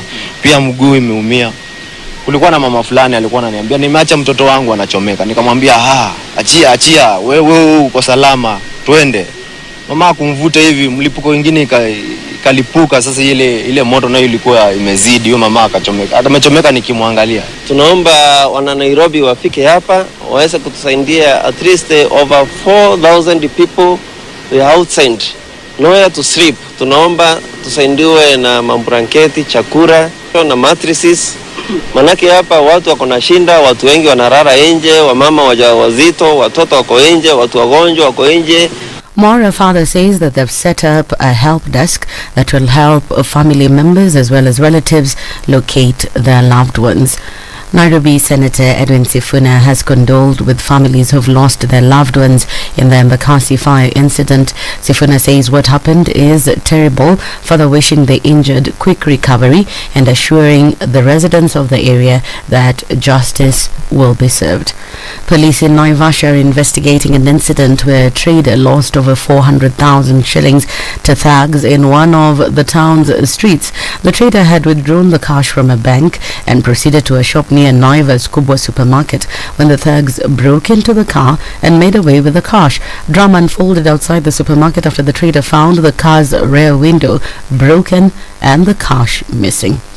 Elsewhere, a police officer based within Eldoret County has been arrested for alleged bribery. EACC say the officer is among 3 others who are allegedly notorious for collecting bribes along the Kitale-Kapenguria road. The commission further revealed that the 3 police officers had been on their radar for several days following investigations into numerous complaints. And finally, President William Ruto has implored contractors in all affordable housing projects commissioned across the country not to down tools over the uncertainty of the government flagship project due to court cases. The president asked the contractors not to suspend 130,000 workers working on the affordable housing projects despite the court holding the 1.5% housing tax deductions, terming it unconstitutional. Najua ya kwamba kwa sababu yale mambo yanaendelea kotini, kuna makontrakta wengine wamepata wasiwasi, wakawaambia vijana wanaofanya kazi ati kuna maneno. Mimi nataka niwaambie hivi, contractors wote wanaofanya kazi kwa mambo ya affordable housing, pamoja na vijana wote na wale wanafanya kazi katika mpango huu, karibu watu 1,130. Mimi nataka niwaambie waendelee kazini kwa sababu hii mpango inaendelea mpaka pale tutamalizana na mambo kule kotini. That's the News Wire. I'm Leah Ubaga.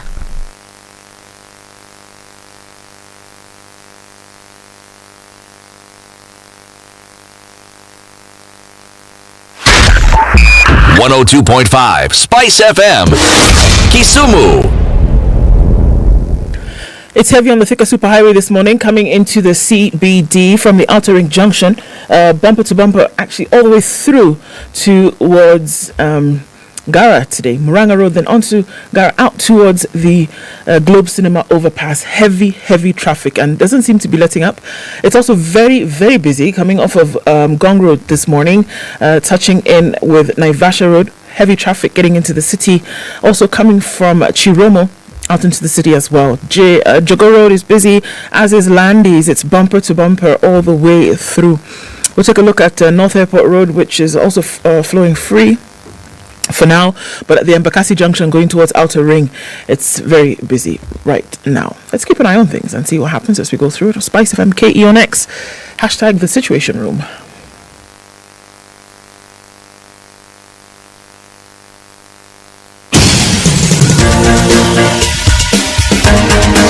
This is The Situation Room, the home of hard-hitting political commentary and penetrating insights about the state of the nation. This is a talk radio experience like no other. The Situation Room, a place for hard truths, debates, and elevated conversations. The Situation Room, witty, political, engaging, deep, controversial. In the room, we have C.T. Muga, researcher, academic, seasoned political observer, a fountain of wisdom in these politically uncertain times. Ndu Oko, Nigerian by birth, Kenyan by choice, communications expert, Pan-Africanist, a truth seeker and believer in people power, and Eric Latin, agent provocateur, the man in the chair, seasoned journalist, news hound, a man who believes in punching up, not down.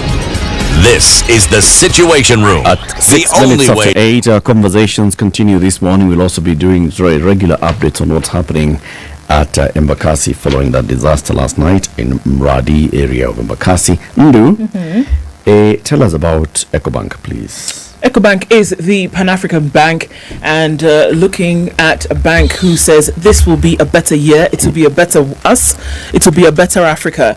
35 countries around Africa is where EcoBank has its presence, with over 14,000 members of staff all around the world. 35 countries in Africa, 4 countries in other parts of the world coming together to make transactions that much easier, just because you have one bank with spreading its wings through so many countries at the same time, and has also put that support behind the CAF AFCON, and that's the Africa Cup of Nations, where countries are also coming together to play in this football. And EcoBank says you can have a better you can have a better we can have a better Africa. Very, very good. We're going to have a conversation about education, what's happening in the country today, based on what we've seen in the news recently. The headline in The Nation: riddle of free school, free primary and secondary education introduced in 2003 and 2008 respectively, saw a surge in enrollment as it rescued children from poor families. But there are hefty levies that are undermining this particular purpose and the promise. And also in the Standard a couple of days ago, we saw the story of needy bright learners, what's called high marks in KCPE, but had not reported to school, among the over 100,000 that Mzee Machogu is looking for, saying, we are looking for these children. Why are they not reporting to Form 1? So the update from the Standard today is that after the Standard newspaper highlighted cases of needy learners staring at the prospects of missing out on Form 1 admission over lack of school fees, bright learners have found sponsorship. Last Monday, the Standard featured a couple of children who had scored between 350 and 400, and drawing the attention of well-wishers who pledged to assist them. 20 of them have received assistance. Still, many more are still at home, yet to report to school, not knowing what happens. On that day when we discussed this story, Winnie Ngatia called us, and she told us about her daughter who scored high marks and needs to go to school but has not reported to school. We've invited Winnie to come to us this morning with the daughter. Winnie, good morning. Morning too. Karibu sana to the Situation Room. Asante. And your daughter, introduce us to your daughter, please. Hi. Hi. I'm Natasha Wairimo. Natasha Wairimo. Yeah. Karibu sana Natasha. Also joining us in the studio is Dr. Emmanuel Manyasa. He is the Executive Director of Usawa Agenda. Emmanuel, good morning. Good morning, Latif. Good to have you here again. Happy to be here too. Karibu Tana. Thank you. Now, we're going to have this conversation, but first, let's hear the day's proverb from CT. And Dr. as we go into the proverb, we also talk about water on this show. Water is important. Drink water. Water is life. And CT talks about not just water. Water also has minerals that are essential for life. Keringet understands this very well. And Keringet is water that's bottled at source, at the Keringet, where it has come from. It has been filtered through the earth. It has been infused with natural minerals. And when they say it's natural mineral water, that's exactly what Keringet is. And they say because it's come from the richness of Kenya's earth. Own your richness. CT, the proverb, please. Yes, this is our final proverb from the country of Zimbabwe. Okay. A winning baby that does not cry loud will die on the mother's back. A winning baby that does not cry loud will die on the mother's back. Yes. Dr. Manyasa, what's your interpretation of this particular proverb? In the light of what we have now, we are being challenged to speak out. If you don't speak out, you won't be heard and your needs won't be met. Where I come from, there is a similar saying that says it's better to cough than to scratch yourself. Because if you cough, people will hear. If you scratch yourself, you scratch your skin off and no one will notice that you're scratching yourself. So I think it is the same in this case. The next time you're doing Kenyan, please write that down. Yeah. I am writing it down even as we speak. Proverbs from Kenya, from Dr. Manyasa's community. Of where? Well, he's here, he'll tell you. Which community is this? The Luhya community from Western Kenya. Which specific Luhya community? Wanga. Thank you. These are the Luhya kingdom. Yeah, these are the ones. Yeah. These are the royalty. Yes. Let me read a story here.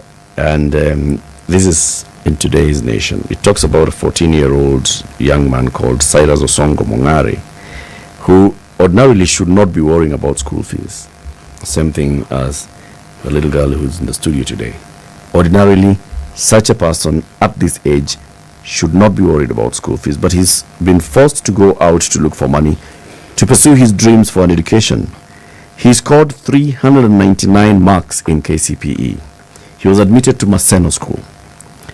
He has not reported to school. How much school fees is required? 77,554 per year. Some 20,000 for shopping. But immediately what's required is 53,000 to go into school. Okay? This young man has been under his mother's care ever since his father died in 2013. The mother is unable to raise the money. So, the uncle gave them some money, 10,000 bob. With that, he reported to Maseno School. My dreams were shattered when I was turned away at the gate. Now I cling on flimsy hope, yearning for a miracle to happen. This young man, 399 marks. Maseno School, not reported, not sure what to. There's a cheaper school in the neighborhood. It's a day secondary school. He's told, maybe you can consider this. And he says, so what was the point of me scoring 399? Are you saying, will the national schools then be only for the rich? That is what this young boy is asking. Are you saying, so now I've scored 399, yes, I've qualified to go to this particular school, I am not able to go to school, so you just go to the other school that's available. What are you telling me? Okay? And we want to hear as well, there's this direct story from Winnie. Winnie, you called us and you told us about your daughter. Tell us again, for the people who didn't hear, what school was she in, primary school? What school has she been admitted to? And what's happening so far? Okay, alikuwa Speak a little louder, Winnie. Okay. Primary school amekuwa akisomea Donholm, inaitwa Edville Primary. Akapata shule Embakasi Girls, ajaenda mpaka sai. kwa sababu sina chochote cha kumpeleka shule. Alipata marks ngapi? Alipata 350 marks. 350. How much is the school fees for the first term? 23,000. Hiyo iko nani? Hiyo ni fees peke yake ama? Hiyo ni fees peke yake first term. Nini ingine umeitishwa? Uniform. Yeah, uniform. Hebu soma hiyo list.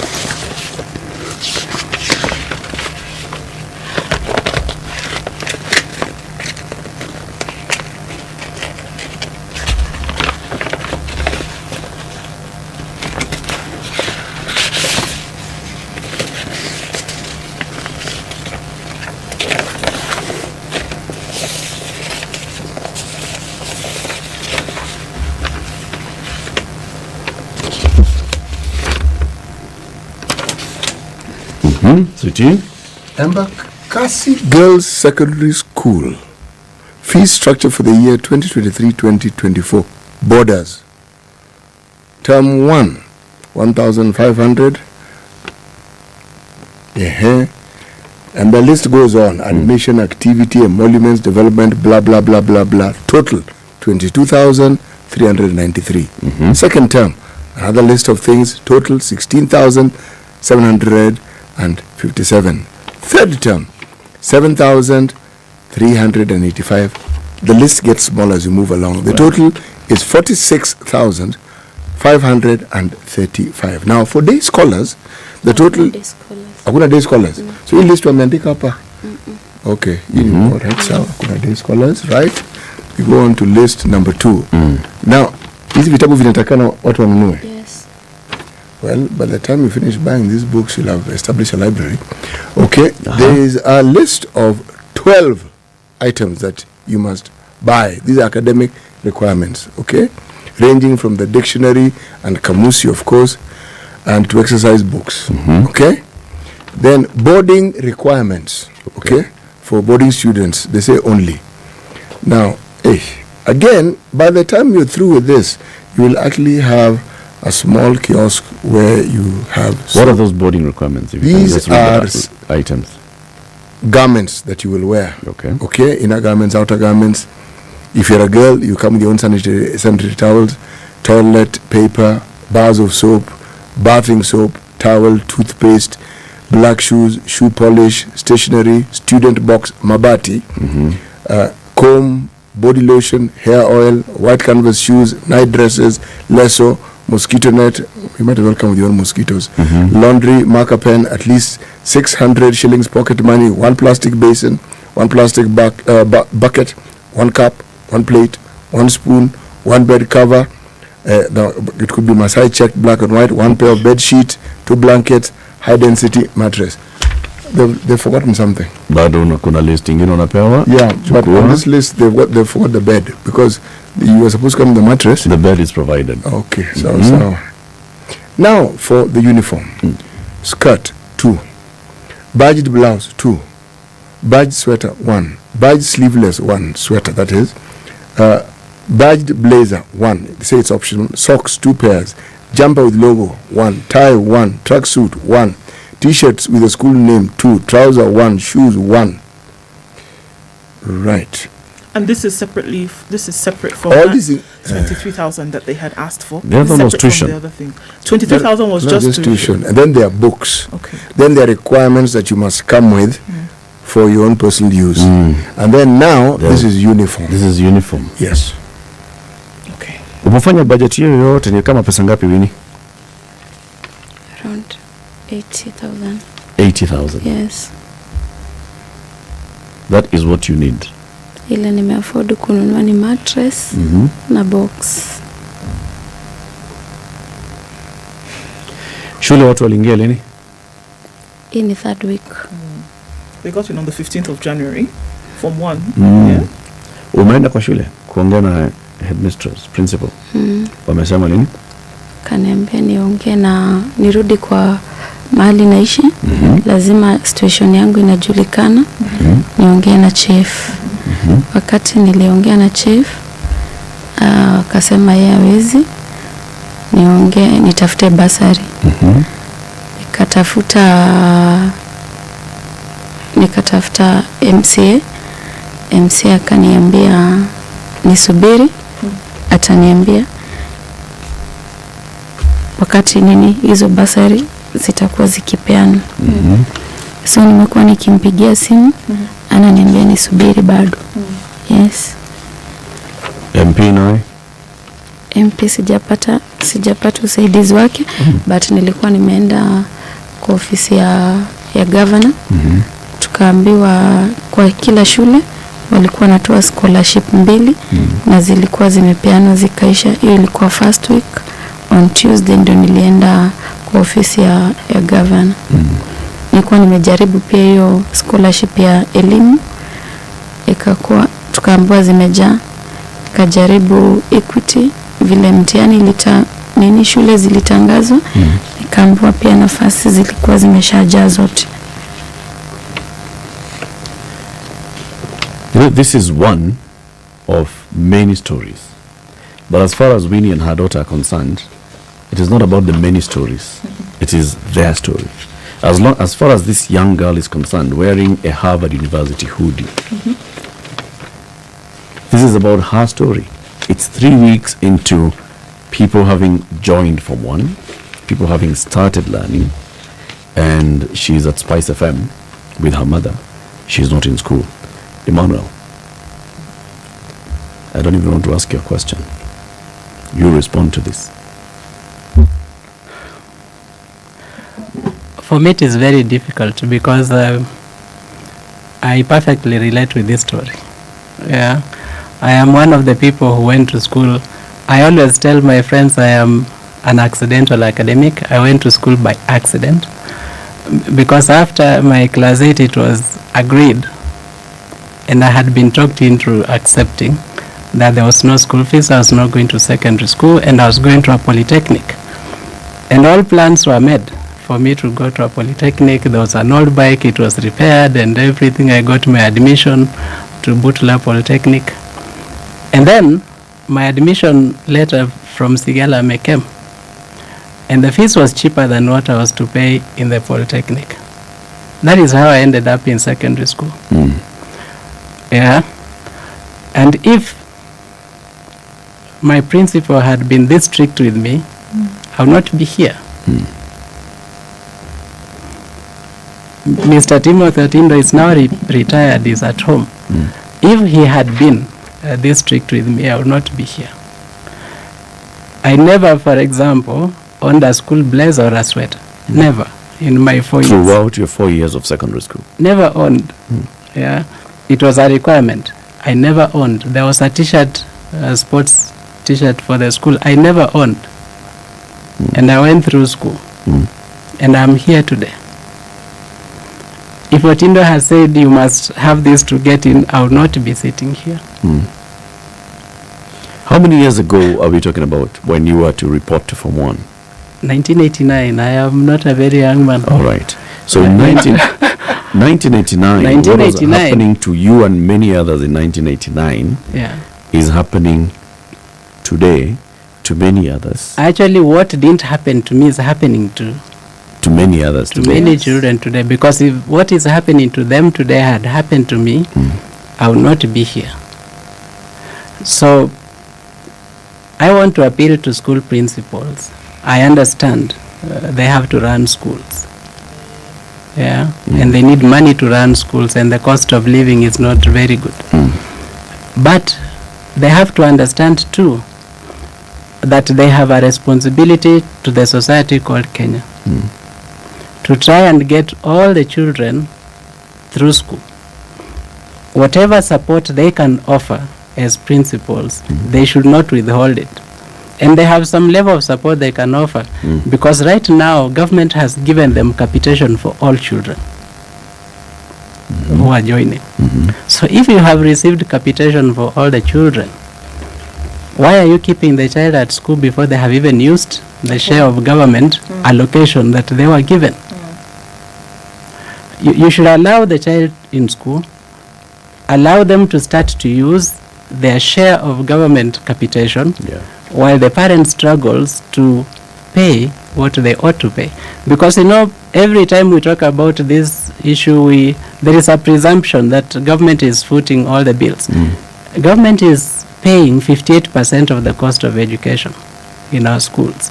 The remaining percentage, 38%, is paid by parents, and the remaining 6% is paid by other actors, the philanthropists who are putting money into the education sector. So principals must allow parents some space. They must understand that we are all in this very difficult economy right now. Yeah. And because we're in this very difficult economy and we have children who must go to school now because they can't wait. They are growing up, they can't wait. They cannot put their growing up on hold until the economy improves. We have to find a way to make these children be in school. Okay. Even as we say this, and this is a representation of, again, it is important for us to talk about the individual cases that then represent a very large number of students in Kenya today who are going through the same problem. And we can gloss it over and call it 130,000, but it is important to say their name. It is important for them to be represented because it is a glaring reality of a failed system, and that is the truth. When we talk about free learning or free education, should we say free education if we're talking about 58%, or should we say that there is an element that governments there's an element of the bill that will be footed by the government? Am I then right to say that as a result of that, there should not be one child out of school because they can't afford to pay, talk less of 130,000? There should not be one child out of school having sat and made the requirements to go to the next level. There should not be even one child out of school because of fees. Maybe something else, but not because of fees. There shouldn't be one child out of school for any reason. Period. Because we put it in our constitution that basic education is a right. So we are constitutionally obligated, bound, to ensure that every child gets basic education, which is primary and secondary. So there should be no single child out of school because of fees, because of disability, because of even their own character. We used to differ with the late Magoha a lot on this when he was saying any child who has been involved in riots in school should be expelled and never admitted to any other school. Then where the compulsory component of education? Because if I want to walk out of school, I just ban a classroom and I will not be allowed in any school. So there should be no child of school going age out of school. But there are very many actors here, and it's important for us to talk to everyone concerned. Many actors. One of the actors is government, which is the custodian of the right to education for every child. Government pays a certain component of the cost of education, as I have explained. But once it has made that payment, government has an obligation to support and facilitate others to meet their part of the obligation. Now, who are these other actors? The other actors are school principals. How should government support school principals? Government should support school principals by making sure that they receive what is due from government on time and in full. There are schools grappling with lots of children who don't receive capitation at all because we are told, the birth certificate was not correctly put in the system, or the name has missed this one. So you have a number of children in schools who are not receiving capitation, and that is putting a burden on schools. So government should support those teachers. Once it has supported them, it should hold them to account because they are its agents. We should not hear government giving directives in the streets. Directives to the school principals should be via memo, and a mechanism of ensuring compliance should be in place. I don't expect, I have worked as an employee and I now work as a manager of people under me. I don't expect non-compliance of official directive. So there shouldn't be statements made on the street that simply paint the government as helpless in the face of some principals who are violating its directives. I don't believe that principals can violate directives of government unless government knows the directives it is giving are for public consumption and not for implementation. Yeah, there is nothing official that's gone to the principals. Yeah, if there's no memo to the principal, then any statement in the street is a statement in the street. Is a statement in the street. I think that should not exist. 3, we have parents, and parents play a very important role. And a big problem in this country is that we tend to assume that children belong to parents. As far as education is concerned, children don't belong to parents. Children belong to this country. They are the future of this country, not the future of their parents. Their parents are going to die and leave them here. I have spoken to principals and told them, some of you are educating boys and girls from your own village, and you are eager to send them away from school because of fees or because of indiscipline, because you think you are punishing the father or the mother. Those fellows will die and leave you in the village with this character. After they have failed to get education and now they have become a real problem, they will not be their parents' problem, they will be your problem.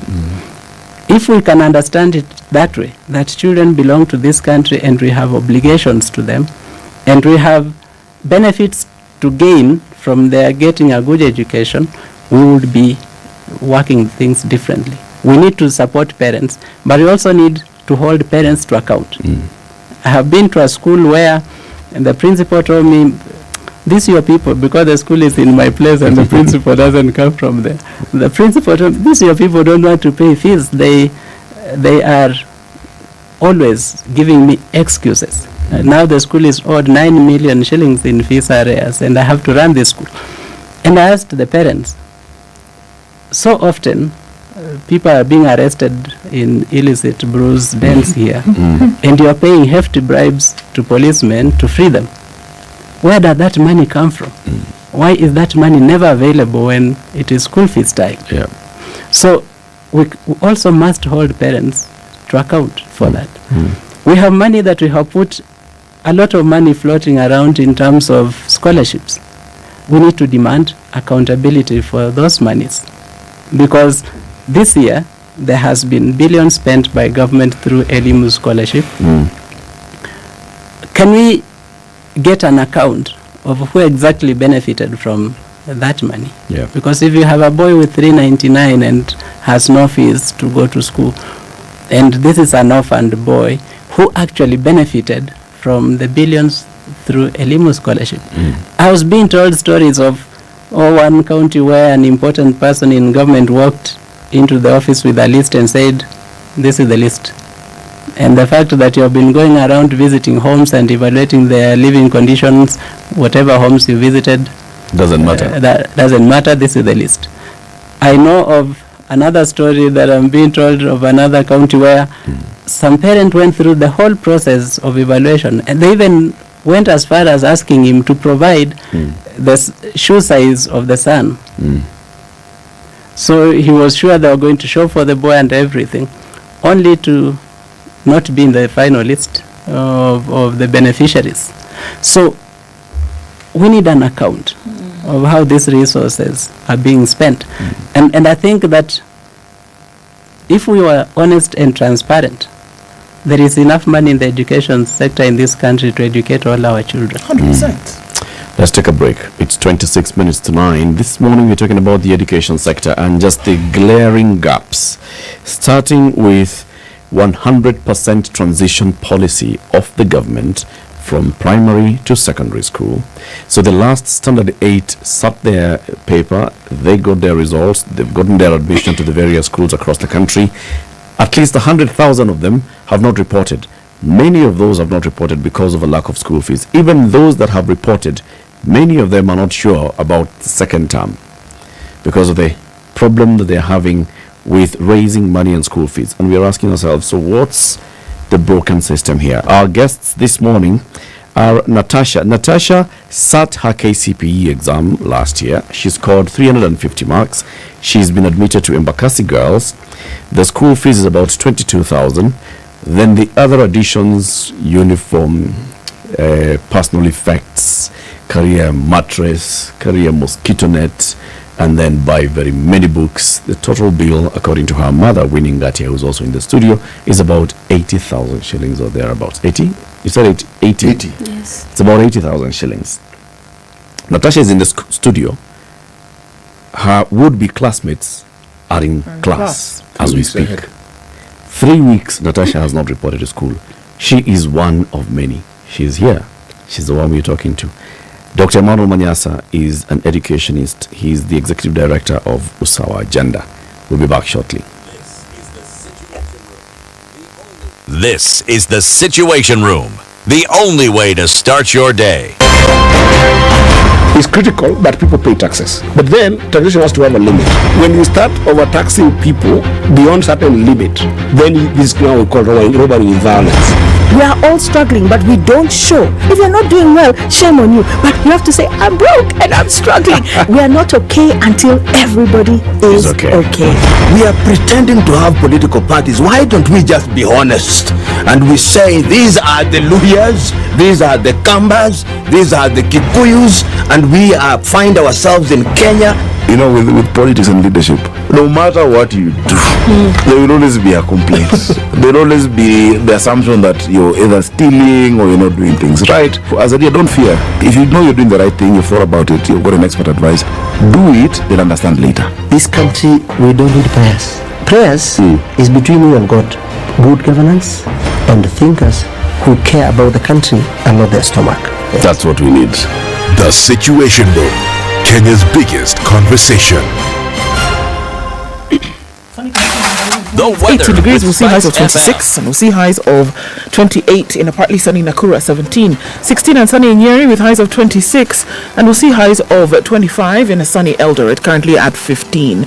In Mombasa, it's cloudy at 28 and it's cloudy at 29 in Malindi. 21 and sunny conditions in Kisumu, and at 20, Kakamega is sunny. We'll see highs of 27 in a rainy Kampala, currently at 20, and it's sunny at 27 in Dar es Salaam, going to highs of 32 and lows of 26. Lagos is hazy at 26, and we'll see highs of 32 in a sunny Mogadishu and highs of 24 in a sunny Addis Ababa. Johannesburg is sunny at 14, while Kinshasa is sunny at 23.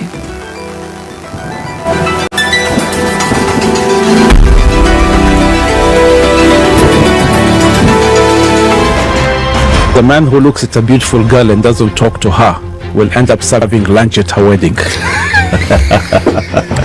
Aye, City, do like that. My father has killed a mouse. Will he fail to kill a man? Ameua panya. Small mammal, big mammal. Mtu atamshinda. How are we comparison? I mean, you mouse. What they say? What they're saying is, my father has killed a mouse. Will he fail to kill a man? Name, surprise. Someone's name. The name surprised you? No, the name is surprise. No, what am I saying? I'm from Nigeria, man. I know somebody called I Believe. So your name is I Believe? Yes, my name is I Believe. But that's the short form. I said, excuse me? I said, yes, my name is I Believe. So what's the full name? I believe in the goodness of The Situation Room, Kenya's biggest conversation. All right, it's busy in the city this morning. Traffic coming off the Embakasi junction, going out towards Outer Ring. It's not too bad coming in from the Eastern Bypass, and we're looking at just a little bit better on the thicker superhighway. But it's still heavy coming through towards Survey. At Pangani, at the underpass, it's also busy. And we're looking at traffic on the Globe Cinema overpass also packing up quite a bit. All right, so Friday morning, not too crazy, but there's certain spots which if you can avoid, do avoid. And let's talk on SpiceFM KE on X, hashtag The Situation Room.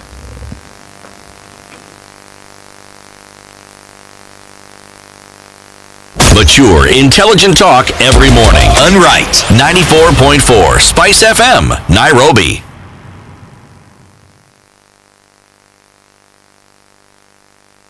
mature, intelligent talk every morning. Spice up yourself.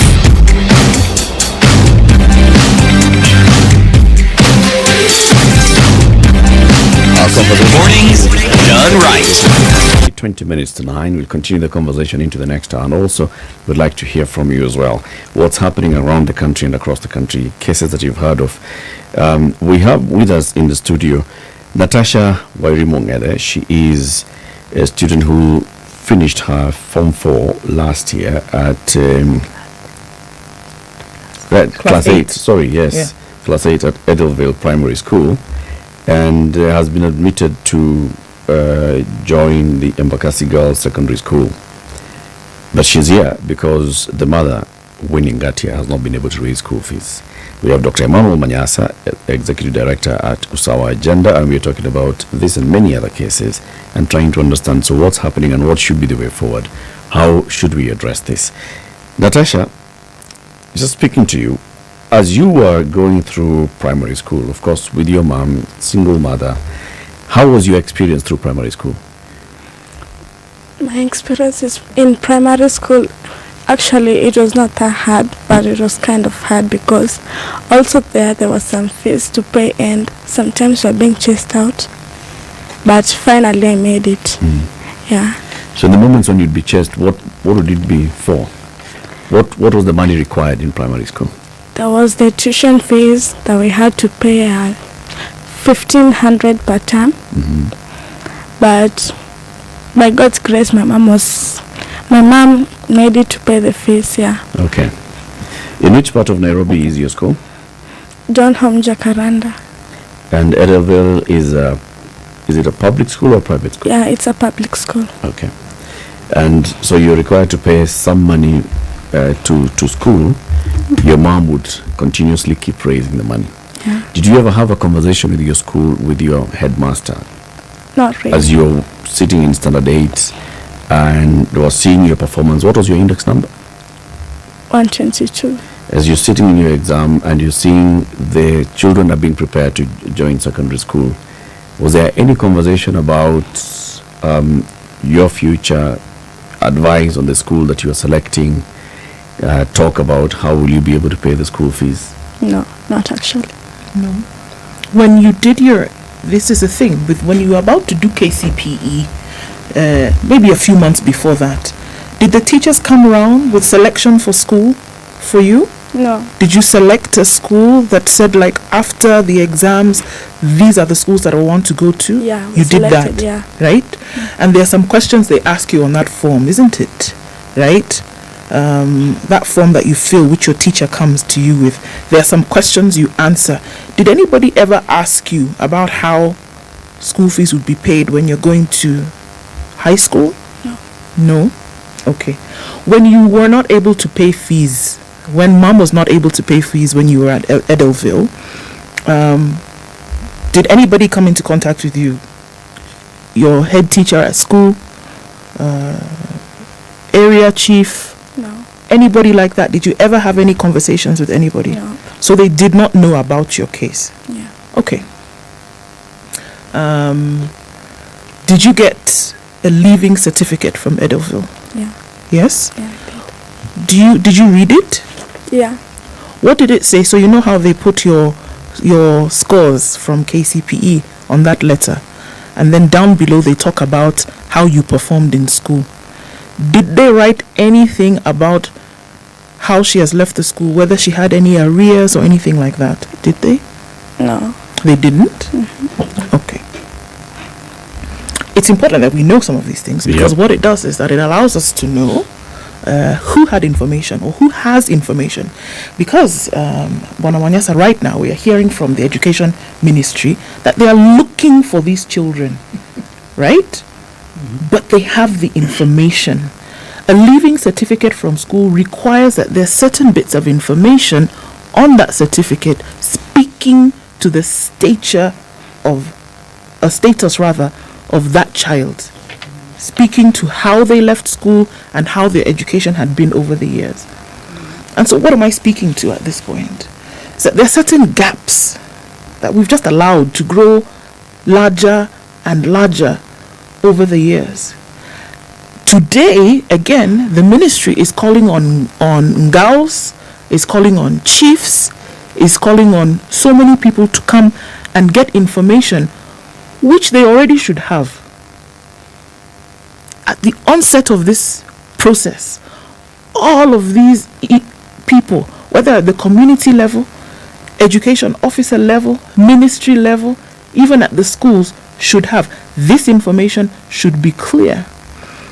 But we have a duplication of effort that is not yielding results. And that's the problem I think we have today. We don't have quality assessment. We're not even talking about what is being taught or how it's being taught. Now we're talking about children getting into school. A child. Now you can imagine, she's here. In terms of communication with the system who should be checking on what's happening, that doesn't exist. It is not happening. Before we went to the break, you said something I think is fundamental to all of this.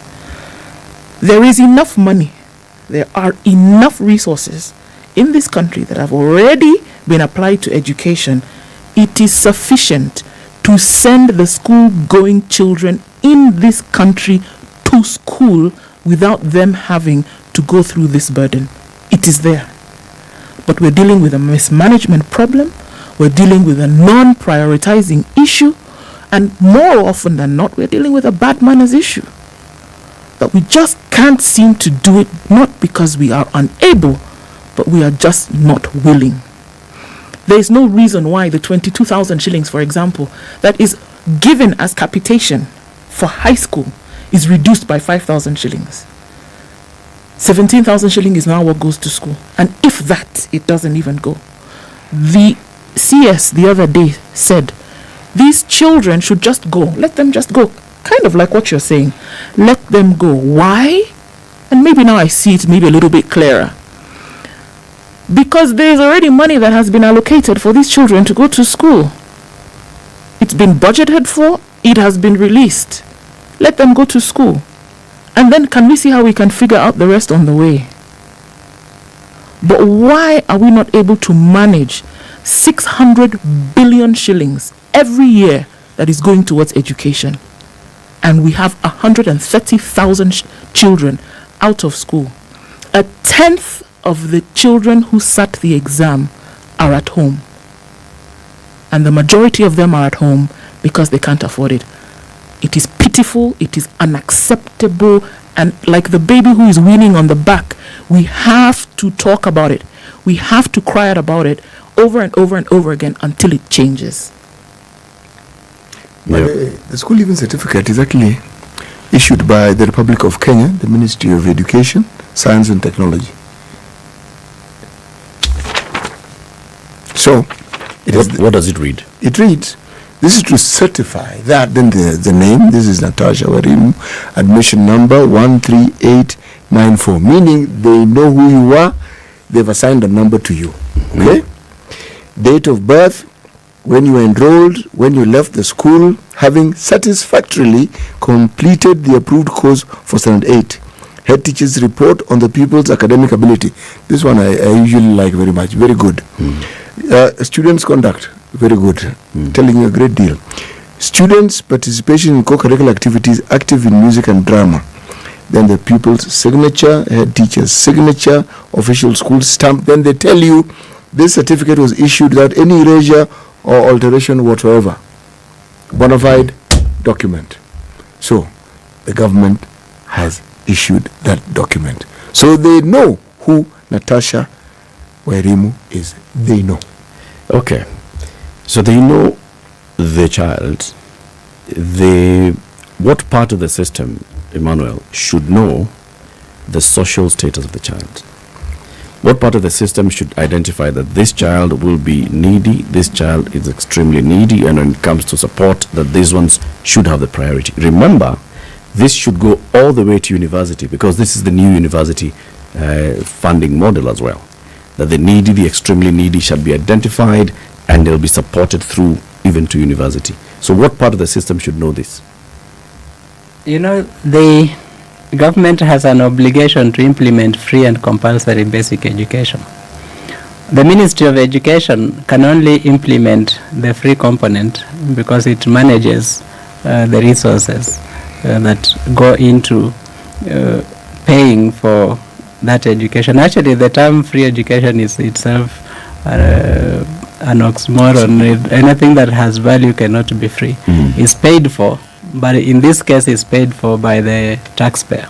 It's not paid for by the direct beneficiary in the name of the parent or the child. So, once the Ministry of Education has dealt with that, the Ministry of Education should be able to work hand in hand with the Ministry of Interior, which goes up to the village level through the chief, the assistant chief, the village elder, to be able to identify the children who need.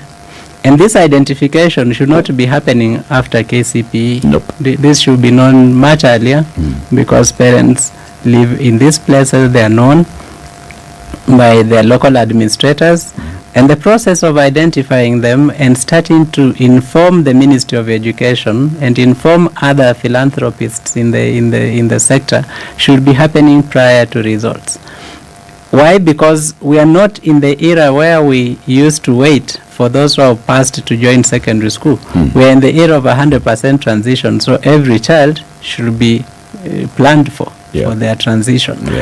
And I think that is where there is a gap. Now the chiefs have been ordered to make sure they get all the children in their jurisdictions into school. And the chiefs are saying all we are doing to comply is ask children to go report and come back. Because no principal wants to keep a child who has not paid fees in school.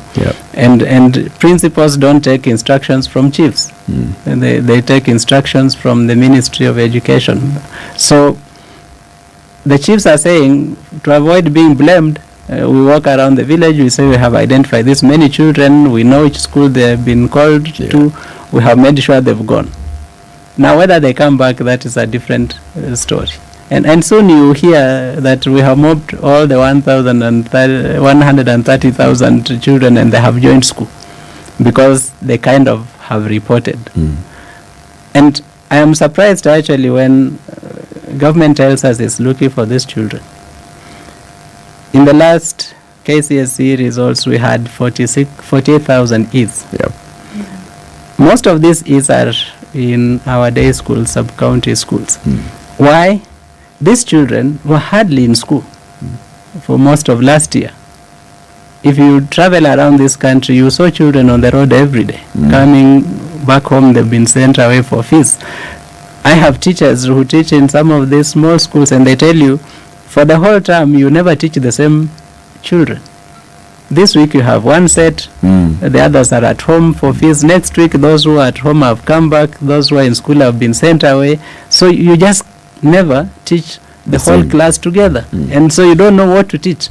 And that is how the E's come up. And for me, it's actually a justice issue.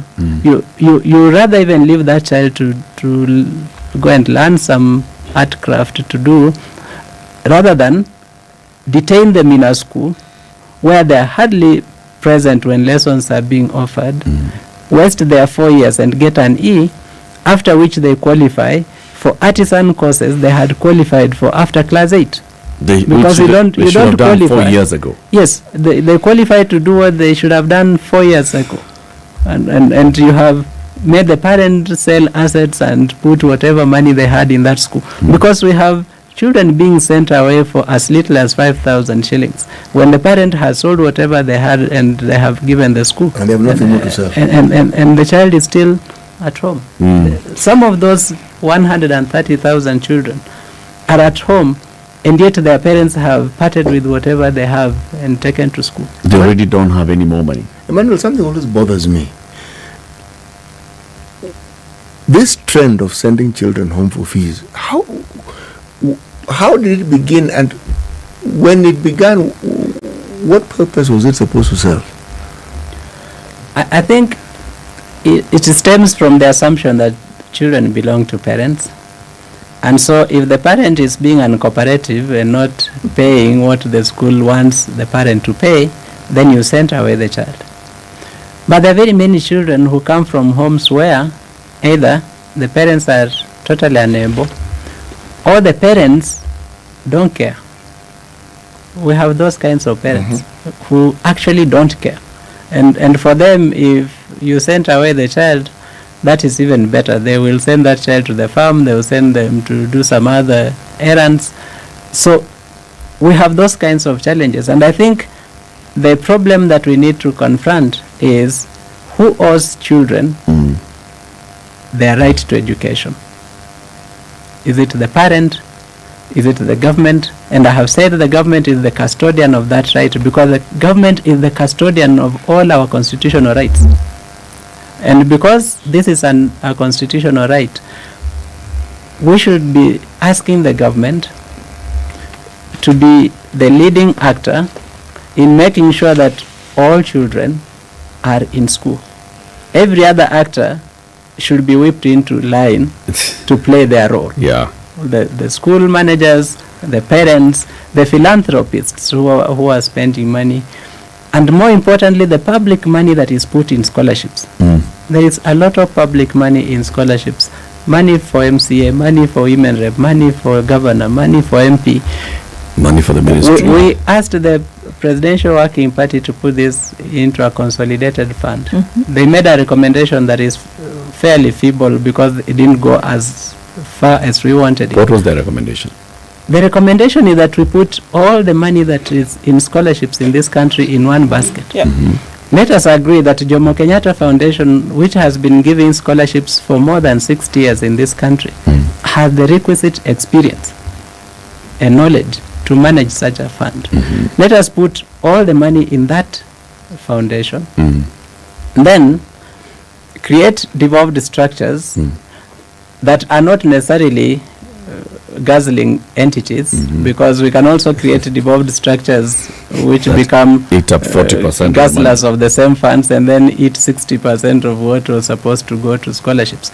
We can create committees at all levels, from the nation to the county to the sub-county to the ward, so that at the ward we have a committee that identifies all the needy children in that ward.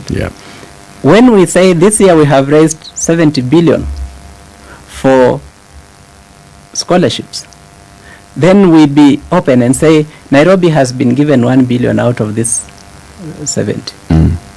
Then we be open and say Embakasi as a sub-county has been given 200 million out of the 1 billion that came to Nairobi. And then we go down to the ward and see Ward A has been given 10 million. And then at that level, we want the list of beneficiaries published that says so-and-so, so-and-so, so-and-so, children of so-and-so and so, attending school A, B, C, D, so we can verify that these children are actually needy, that they are from those wards, and that they are actually in school. Because you remember the case last year of a county where one governor created a fictitious list of scholarships and allocated money to schools where there were no children attending in the first place, and colluded with principals to just siphon the money. If actors were willing to be transparent, we have enough money in the sector to educate all our children. There's People too have much refused to money. be transparent. There is too much money, in my opinion.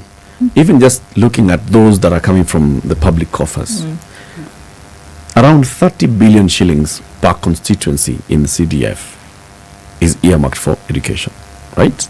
Actually 40 million. 40 million, right? Per constituency. 40 million Every times year. 290. That is a lot of money. Then you go into the county, a lot of money. Go to the ministry, a lot of money. Go to how much money has been put into the free day secondary education.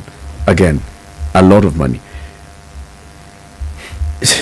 Why should we even be going back into dehumanizing and start saying, we are listing people and saying you are needy, you are and the money is actually available to take care of these needs.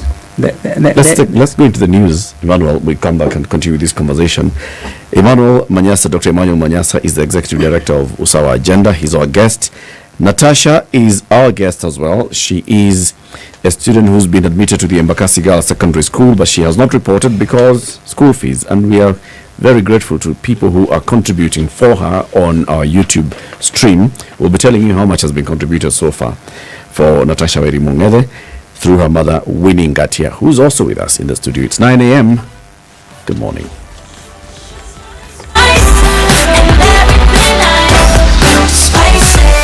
Spice up your life.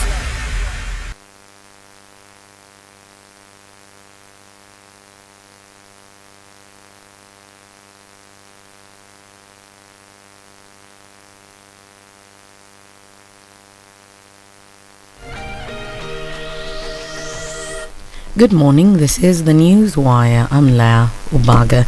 Government spokesman Isaac Mwaura says 2 Kenyans have died following the Embakasi fire while being attended to at the Nairobi West Hospital. Mwaura adds that the number of injured Kenyans has risen to 222, with 21 receiving treatment at the Kenyatta National Hospital, 160 at Mama Lucy Hospital, 19 at Mbagathi Hospital, 14 at Modern Komarok Hospital, and 8 at Nairobi West Hospital.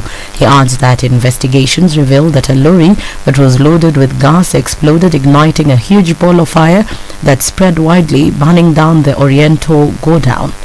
He also says that the inferno further damaged several vehicles and commercial properties, and a number of residential houses in the neighborhood also caught fire.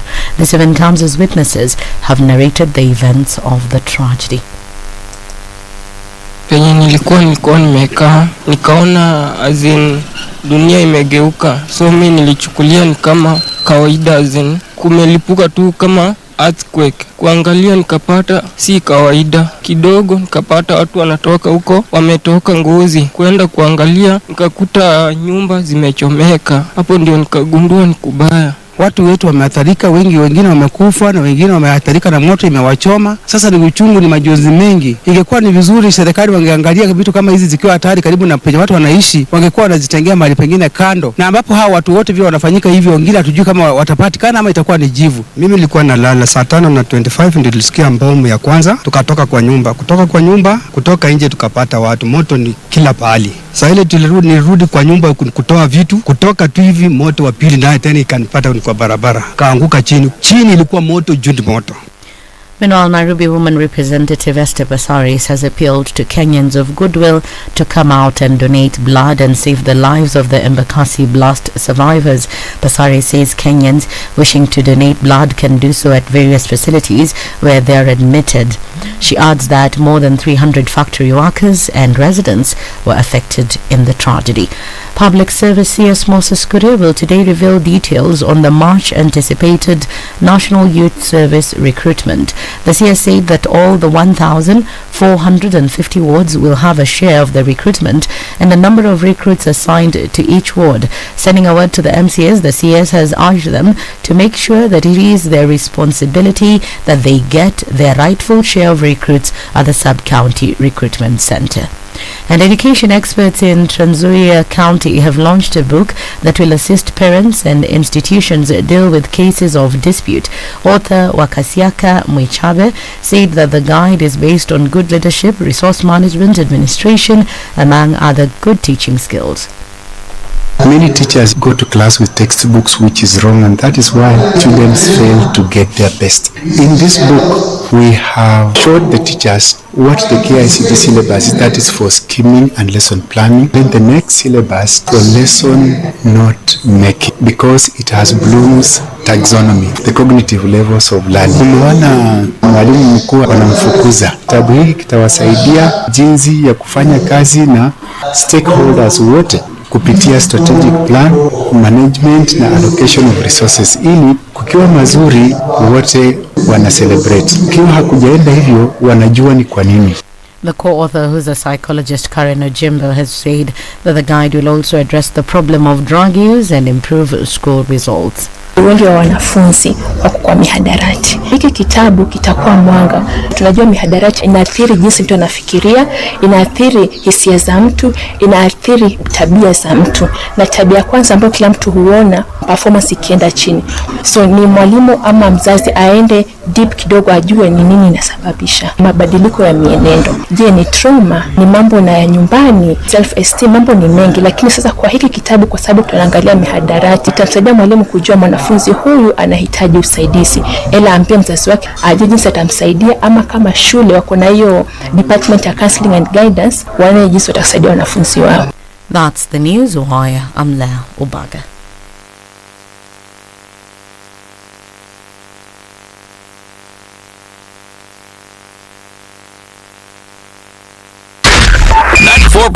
Spice FM, Nairobi. All right, at a few minutes after 9 o'clock, it hasn't been too busy of a Friday, but we're looking at heavy traffic still on the thicker superhighway as you're coming into the city. Because of your service lanes non-existent after survey, it's going to take a little bit longer to get into the CBD, but we'll do it. On the rural highway, it's also busy as you then touch into the middle of the city. We're looking fine on Mombasa Road, so it shouldn't be too much of a problem here. Coming out of Westlands, you're all right as well. Looks like we started off Friday off right. Let's take a look towards the end of traffic hour and see how this has changed. We'll talk on SpiceFM KE on X. Hashtag the Situation Room.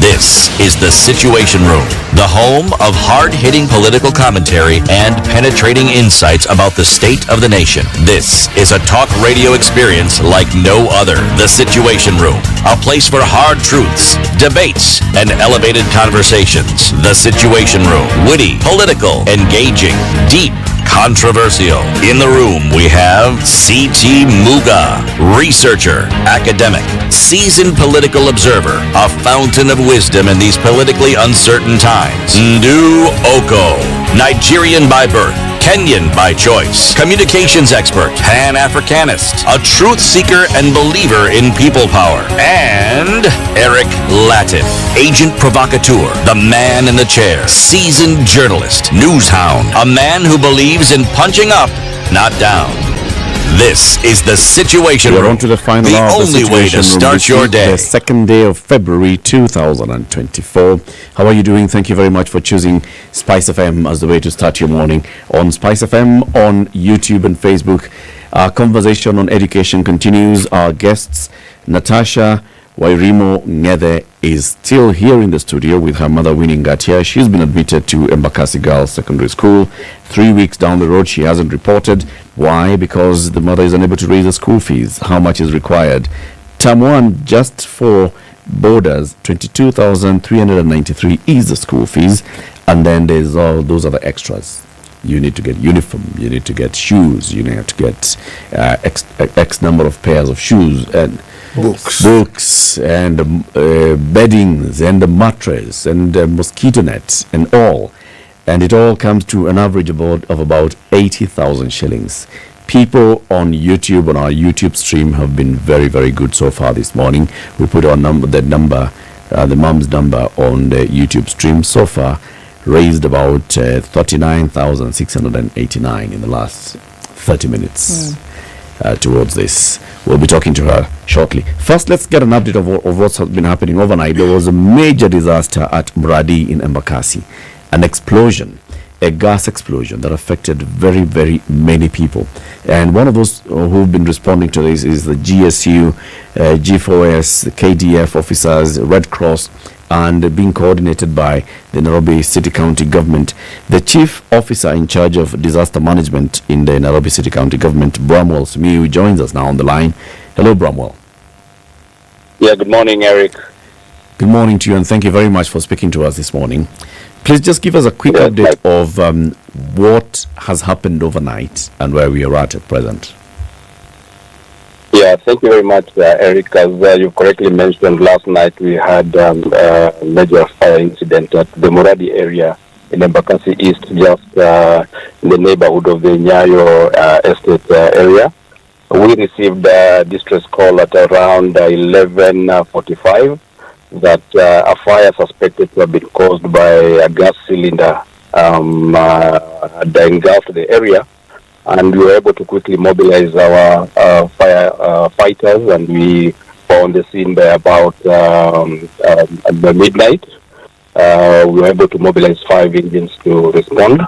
But when we go to the scene, we realized that the intensity of the fire was quite severe. So we actually then called upon the support of, through the NDOC, we were able to reach out for assistance from the military, the KDF. We were able to get support from the Kenya Ports Authority, GFOS, as well as the GSU.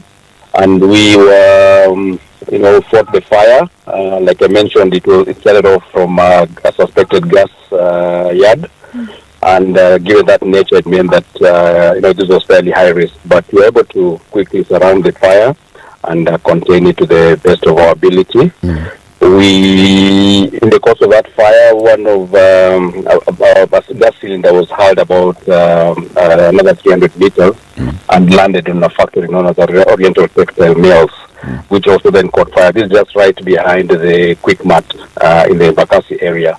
So we then were dealing with multiple sites, but given the support that we were able to put together and the teamwork that we had with the Red Cross and the other agencies, by about 2:30, we had sort of surrounded the fire, and we've been containing it. As we speak, we still have a bit of work going on at the Oriental Textile Mills. That is the last hotspot that the firefighters are currently containing. Now, these had a severe impact on quite a number of businesses were affected, many yards, many garages, many shops. We had some informal settlements nearby, whose houses were also razed to the ground. And unfortunately, as we speak, of course, we still continue to monitor and carry out investigations just to establish the actual cause. But as we speak, what has been confirmed are 3 fatalities. We have a gentleman and a baby.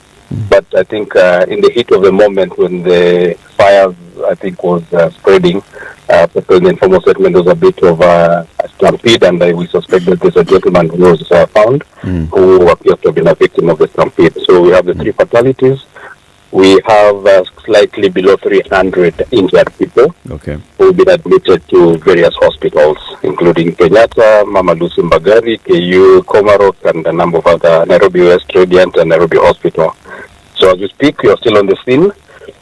We have the police currently carrying out their investigations. They've cordoned off the area, and we hope that we'll be able to then get to the root cause of this fire and able to address, put in place any mitigating measures to ensure that this does not happen again.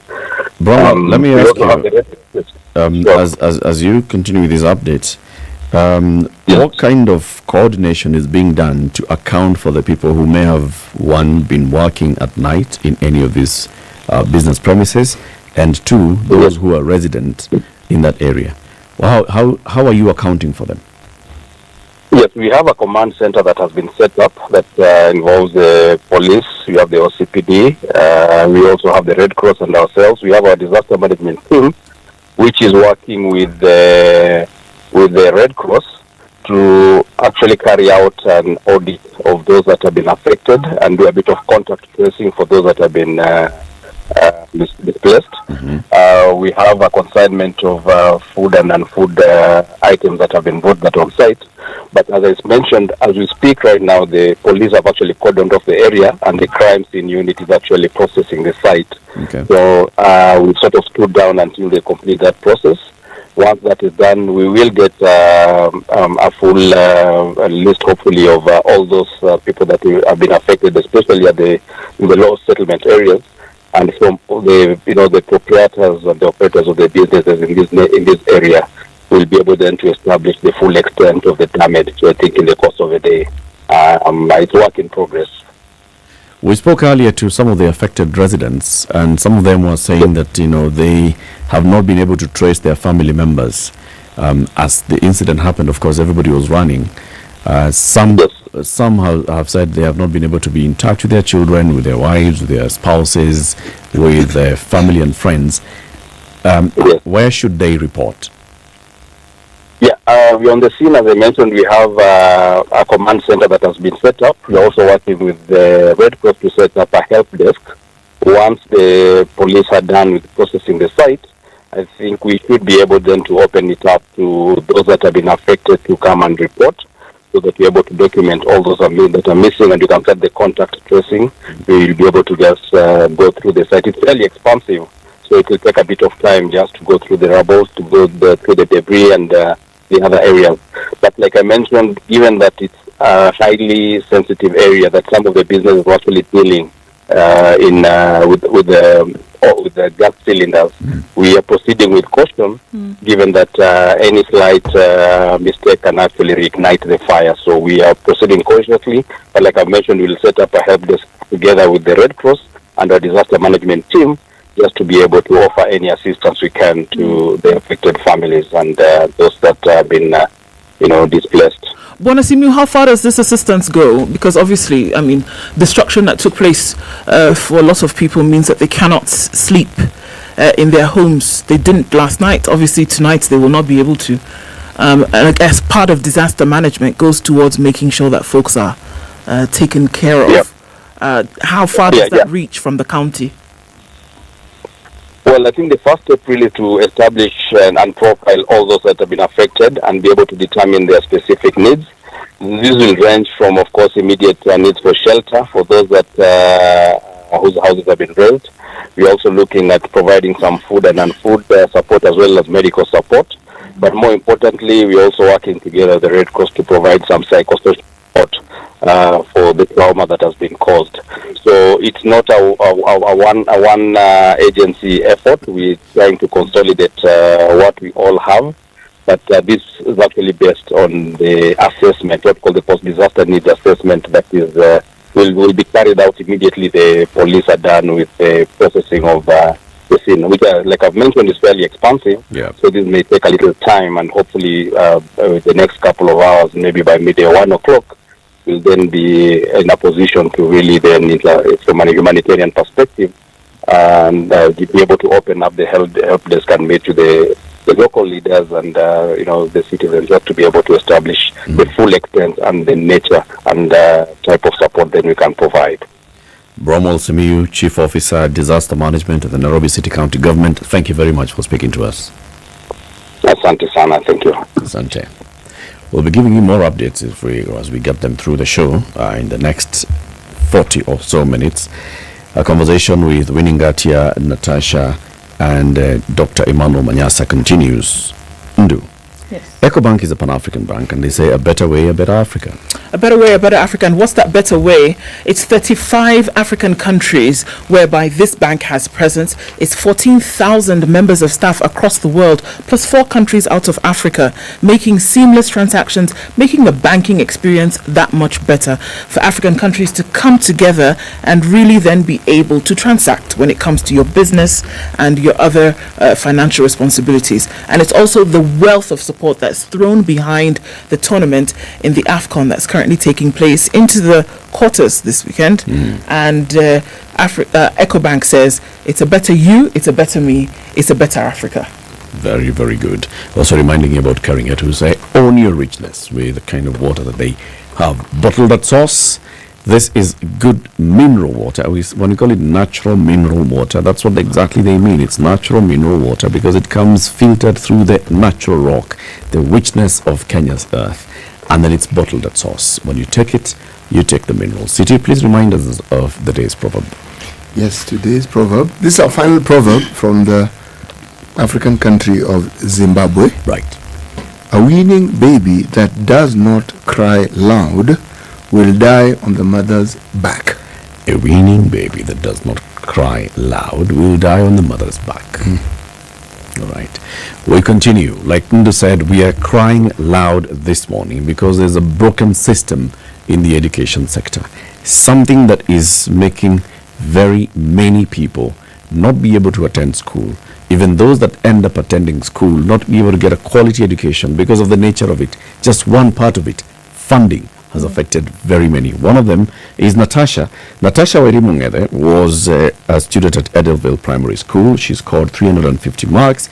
She got admission letter from Embakasi Girls Secondary School. She was supposed to have reported 3 weeks ago. She did not report. Why? Because school school fees. How much school fees are we talking about? 22,393, just the fees. And then you add the extras, buy books, buy uniform, buy beddings, buy personal items to use in the school. And all of that, according to her mother, Winnie Ngatia, comes to around 80,000 shillings just to report to Form 1, Term 1. In April, there will be Term 2. How much is the school fees for Term 2?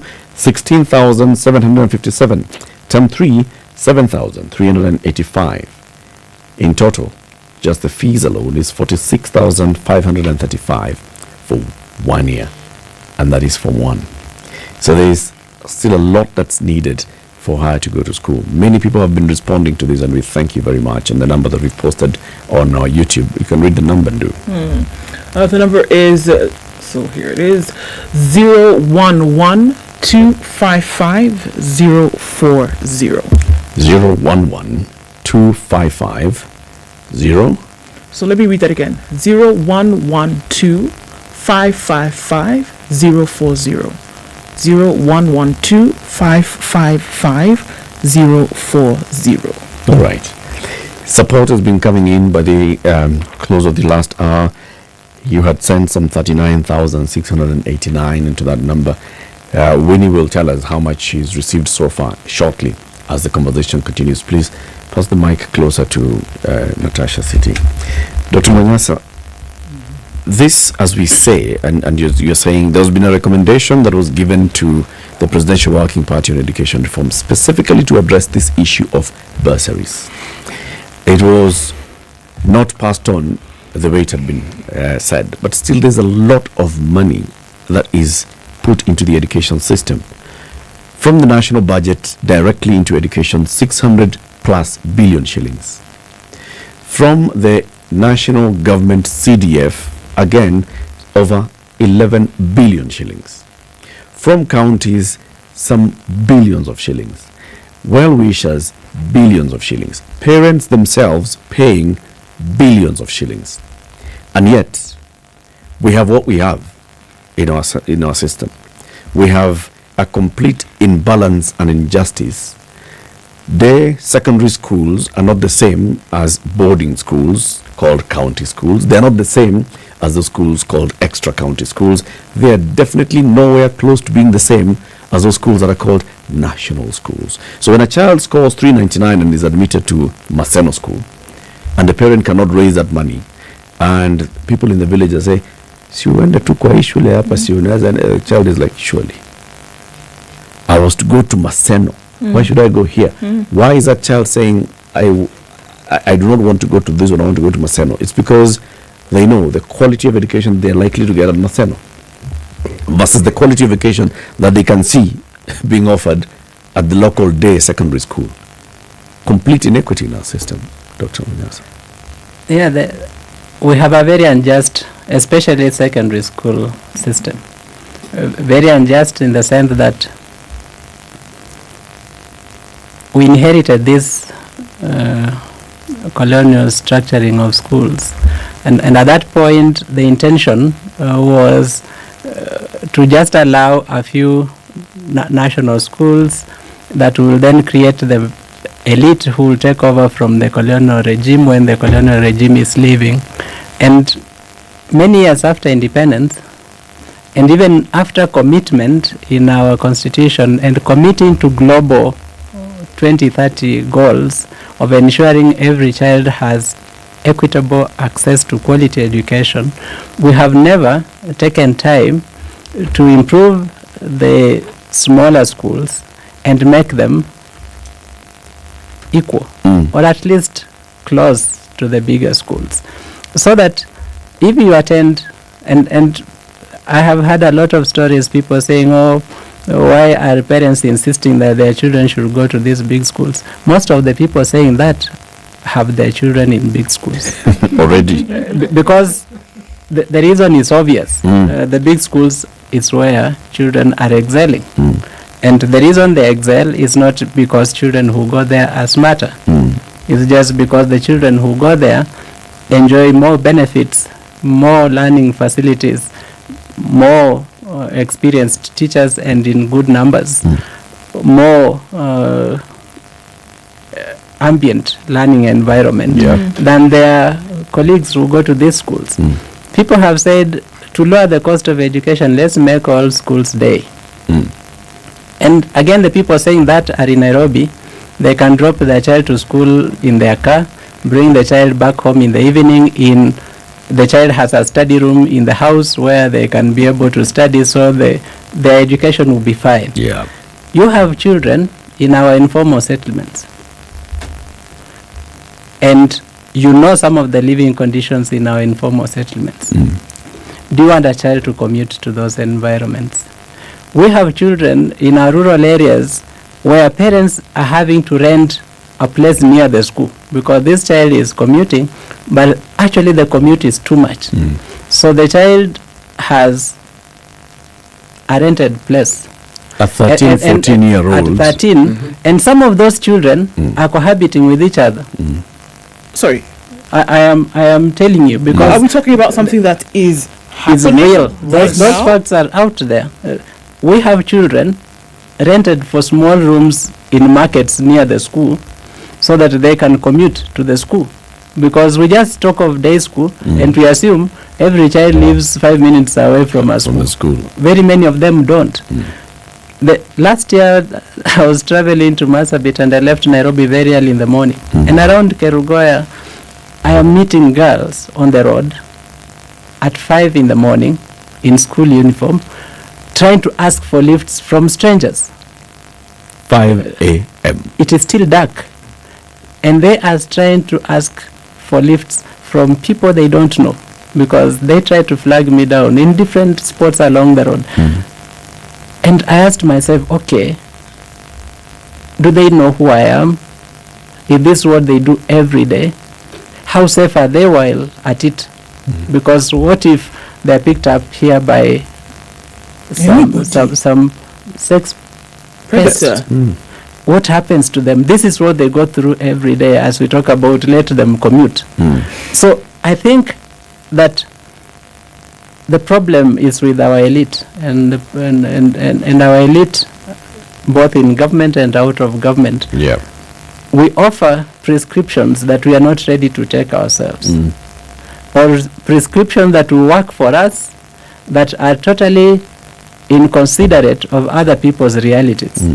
And I think that is one of our biggest problems in governance of education in this country, that people making decisions themselves stand outside of their impacts, and so they don't care what will happen eventually.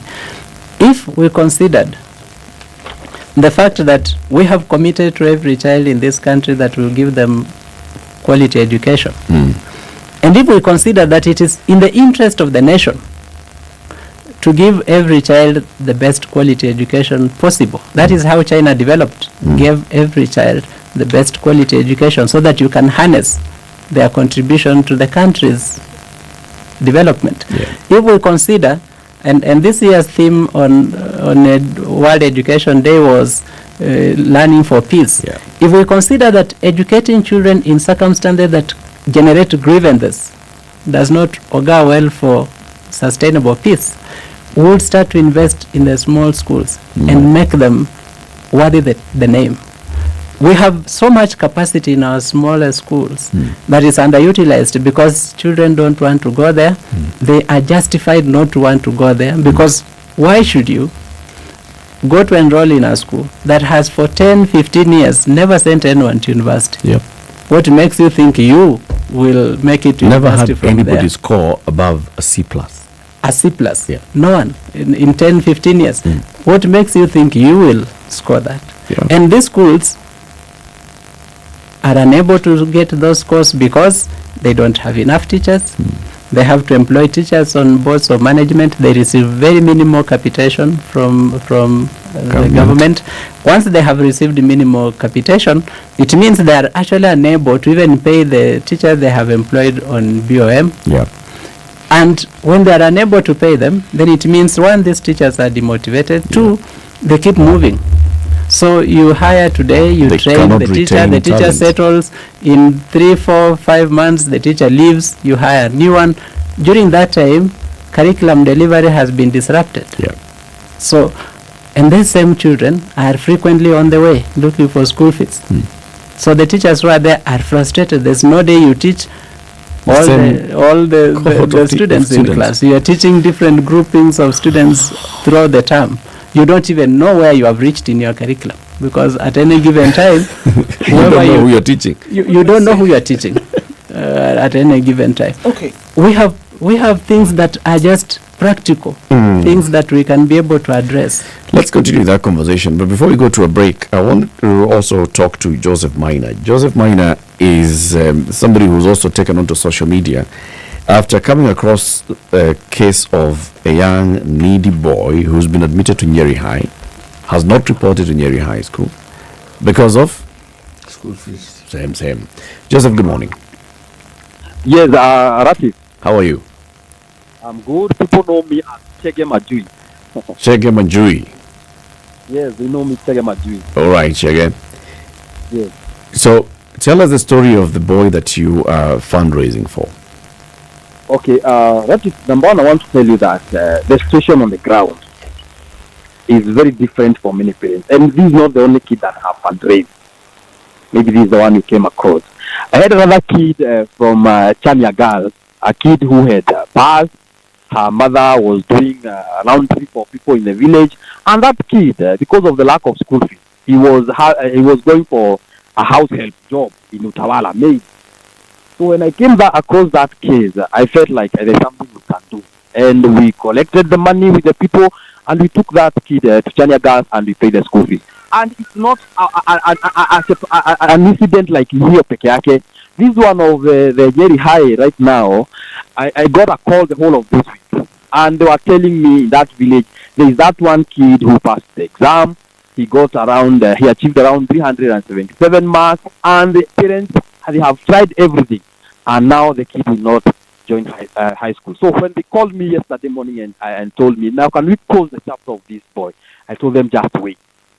I try if we can do something online. As Chege Majui is the brand, we see if we can take this kid to school. And I'm telling you, my inbox is so full of those kids. So many, until you don't know where to start. And I have been in this country. It is this year that these kids have become rampant. I don't know if it's the economy or the school are not receiving the capitation or what is the issue, Latif. Tell me, Chege, of all these cases that you have dealt with, Chege, all the cases... Hello, Latif. Hello, can you hear me? Hello. Hello, Chege. Hello. Hello. Can you hear us? Hello. Okay, something seems to have happened. There's he can't hear what we are saying to him. But I just wanted to ask him, of all these cases that he has dealt with, is it cases where the school principals are refusing to admit the children? And although Dr. Manyasa, you were saying, you know what, as school principals, let's work together. To what extent can we work together, really? If you're a school principal and you have half of your students have fees arrears, the money that was to come to you for capitation, by the third term, only a percentage of first term capitation has arrived. What would you do as a school principal? What options do you have? Answer that after we take this break. It's 27 minutes to 10. Our conversation continues with Dr. Emmanuel Manyasa. Winnie Ngatia is here as well in the studio. She is the mother of Natasha Mongede, who's been admitted to Embakasi Girls Secondary School, who is seeking support in raising money. As of 9:30 this morning, how much have you sent? 54,388 to Winnie's number. 54,388. So as we sit here right now, Natasha, you can go to school on Monday. Right? The rest, tutanunua. Nini? Uniform, vitabu, nini. We have at least some 12,000 shillings that can buy the extras. But the contributions still continue coming. What's the number again? It is 0112 555 040. 112 555 040. Winnie, say something to the people who are listening. Utawaambia nini? Mimi nitawashukuru kabisa. Nilikuwa nimekata tumaini mtoto wangu atasoma. Tulikuwa tunaangaliana kwa nyumba na yeye tunakosa neno, analia. Sometimes namnyamazisha, nalia, ananiambia niache kulia. Tumeenda mpaka kwa kanisa. Kanisa wakatuambia mahali na shiriki. Ati kwa sababu sitoi matoleo vizuri, hawatasimama na mimi. Nikakata tamaa, nikashindwa sasa nitaenda wapi. Nitashukuru kila mtu amejitolea. Mungu ambariki sana. Kuna watoto wangapi Winnie? Kuna watoto wawili. Huyo mwingine ako grade 5. Okay. So what we'll do is that by the time we are leaving the show this morning, we will help Winnie to send the school fees that's required for first term to the school itself, and then the rest will support her in doing the shopping. We'll be back after this break. Good morning. This is the Situation Room, the only way to start your day. Across Africa, a new era has begun, connecting us with one purpose: to create and share opportunities to grow. Across our continent, across the world, we are creating a better way to a better future, a Pan-African future. Together, EcoBank, a better way, a better Africa. When you are born from African soil, you are born rich, rich in who you are, with a natural richness from Mother Nature herself. Just like our still mineral water, which is naturally filtered through Kenyan lands and made rich by a perfect blend of nature's minerals, giving you premium still mineral water made by the same African soil that made you. Keringet, own your richness. Keringet, a product of the Coca-Cola Company.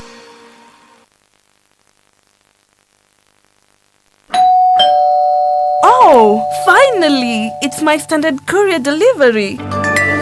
At Standard Courier, we know that your time is valuable. That's why we guarantee swift and efficient deliveries to your doorstep every time. Give us a call on 0793 599 684 or schedule your next delivery by visiting our website www.standardmedia.co.ke/courier. Trust Standard Courier service for all your courier needs. We deliver with pride. Not done too poorly today with traffic. I think we're fine coming off of Gong Road, and then also coming into the city when you're coming out of Westlands. That's okay. Kiambu Road looking much better now as you get into the city, and also coming off the Thika Superhighway just at the Pangani Tunnels where we'll find it now.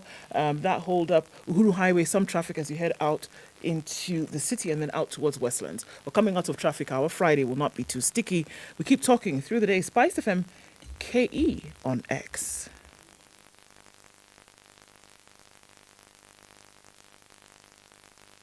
Mature, intelligent talk every morning. Spice up yourself.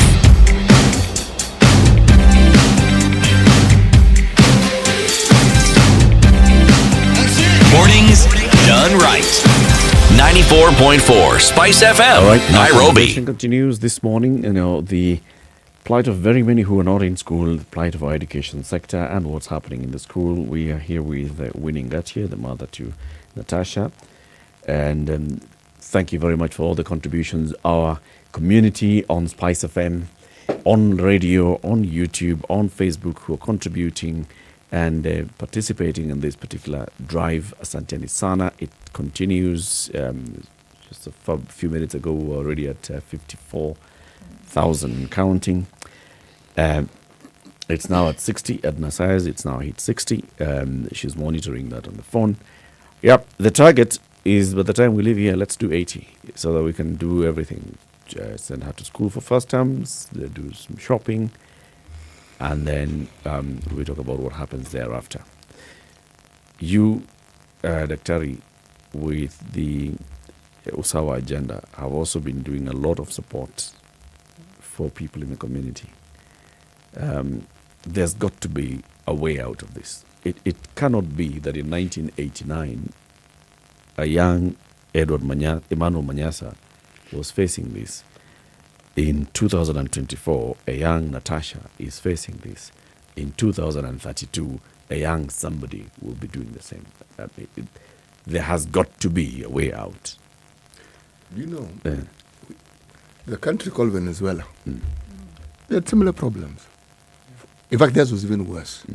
There's a gentleman called Hugo Chavez became president. Now, he moved the pendulum from one extreme to the other. But then he had oil and a lot of profits. He revolutionized that whole social structure completely. There were people who, by virtue of their birth, were condemned never to have an education above probably primary level. If you went to secondary, it was meaning you are destined to be poor. That vicious cycle of poverty was guaranteed. Now, because of these social reforms, he focused on health, he focused on education, he focused on just welfare. People who ordinarily would never have had an education actually managed to get and were then able to make something of their lives. Now, the interesting thing about Kenya, we tinkered with an element of socialism in our outlook towards certain things, where on paper and in our speeches, we were trying to ensure that anyone who is a Kenyan benefits from some of these systems. There was an attempt, and there has been. And for the longest time, there are people who ordinarily, the social circumstances would never allow them to go anywhere. But there are individuals who stand out, like your former headmaster, Odindo, and the others. However, if you look at the history of Kenya and the Harambee schools and what communities would then do to ensure that their young are educated, these efforts were always there. But somewhere along the line, something went horribly wrong, Emmanuel, because we pumped more money into education because we saw the need, and somehow we got less for the amount of money that we're putting in. You've done research on these things. Yeah. I think that several things. One, there are a lot of principals out here who are doing their best.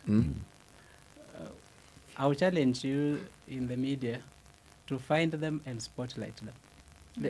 Let us make them the subject of discussion so that we are not discussing those who are swindling parents and those who get employed as head teachers today and they want to drive Prado tomorrow and so they must sell uniform, they must sell books, they must sell reams of paper at 3 times the normal price to parents and make it compulsory.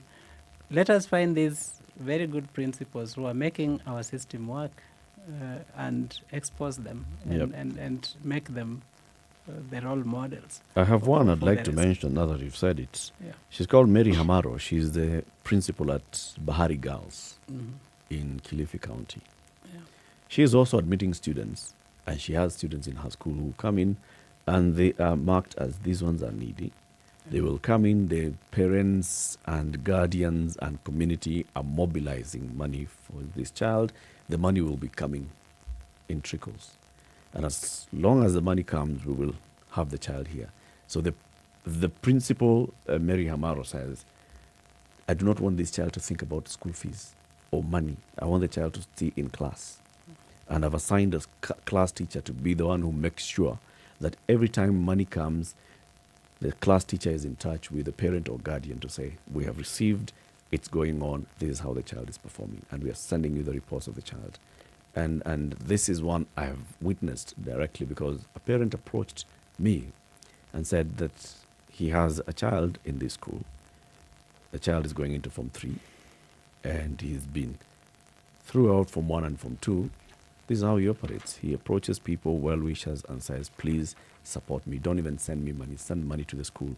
Here is the number. Here is the principal. Here is a class teacher. Talk to them. And they confirm and they say, yes. The child is here, the child is in school, here are the grades, these are the child is performing, here's the report. Because you're supporting this child, you're a guardian, this is how the child is performing. So those ones, we celebrate them, I agree. Yeah, so we have those principles, and we must celebrate them. Find them, expose them, celebrate them, because they are the people making our education system work. We have principals who have negotiated with parents, told them you can supply firewood, you can supply cereal, you can supply vegetables as part of your school fees. And that is working and keeping children in school. The second actor that is very important is the chief. And We have places where chiefs have worked, mobilized parents, made sure that they are supporting the school. Because the school is a change agent in the community. And the school must belong to the community. And the community must be able to support the school for it to function. But the institution of the chief is very critical. And I have told myself that going forward, I am not going to bother with who gets elected as my MCA. They are elected for 5 years. And if they mess up, they will be kicked out. When someone becomes chief at age 40 and they are corrupt, you are stuck with them for 20 years before they retire. Yeah. And they undermine community's development for 20 years. So I want to challenge you again to spotlight the institution of the chief and its role in education, because it is very critical for mobilizing community support for schools, but also mobilizing those parents who rather be a drinking den than paying school fees, even when they can. Because we want to urge principals to keep children in school, but we must appreciate that they have to feed these kids. And many of you know, if you have teenage boys in the house, they eat like a posho. Yeah. Never heard that. If you don't feed these boys, they'll cause you trouble in school.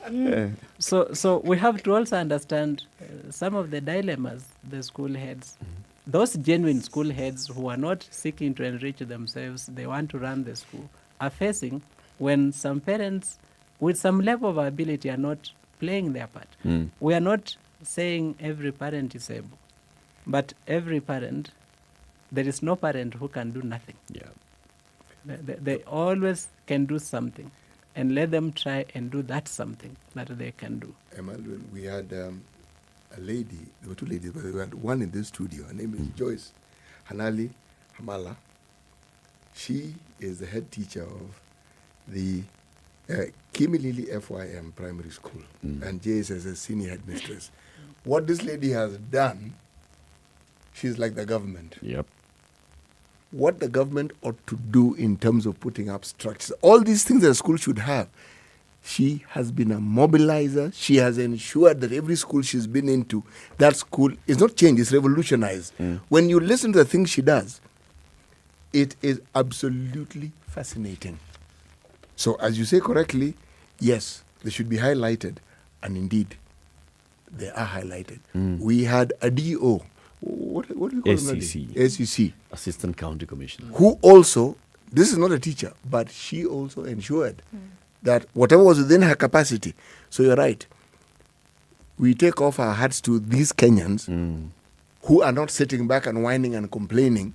They are making sure that within the areas of jurisdiction, people are able to receive the services that they are supposed to get. And they're not waiting for government resources to arrive at them. No. They are moving heaven and earth to ensure that the resources that are available around them are utilized to ensure that the wananchi benefit, and in the case of Joyce, that the students and the parents benefit from the education that the children are supposed to benefit from. You know, as we do that as well, let's ask ourselves, so, for example, these two ladies that we've just talked about were fitted by the government. They received the Huduma Award for 2023, courtesy of the Ombudsman's Office. But then all the other government agencies are involved in this. So when, for example, the Ministry of Interior sees one ACC who's been posted to some place in Kilifi doing this, it appears like they are going above and beyond. They are not going above and beyond. They are doing what should have been done.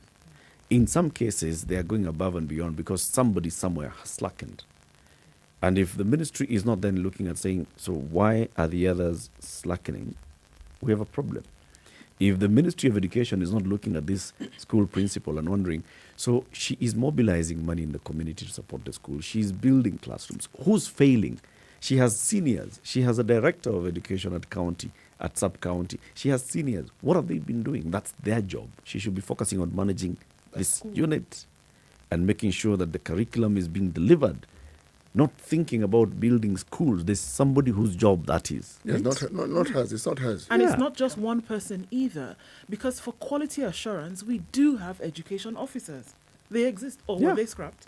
They're there. They exist. They exist. Education officers exist to ensure that there are certain things that are happening. But that quality assurance, and the reason why it was set up in the first place, is to ensure that these things now that have been the issue are taken care of. And again, we're not even, I mean, it's going to take a whole other show to discuss about quality in terms of what is being delivered to our children. That's something totally different. Right now, we're just talking about the character of survival for school. That there are certain things that cannot be. And even as you address that, what are we talking about here? The money that goes towards the education budget in this country, far be it from me to say that all of that 634 billion goes towards just school fees. We know that there are other things to be taken care of.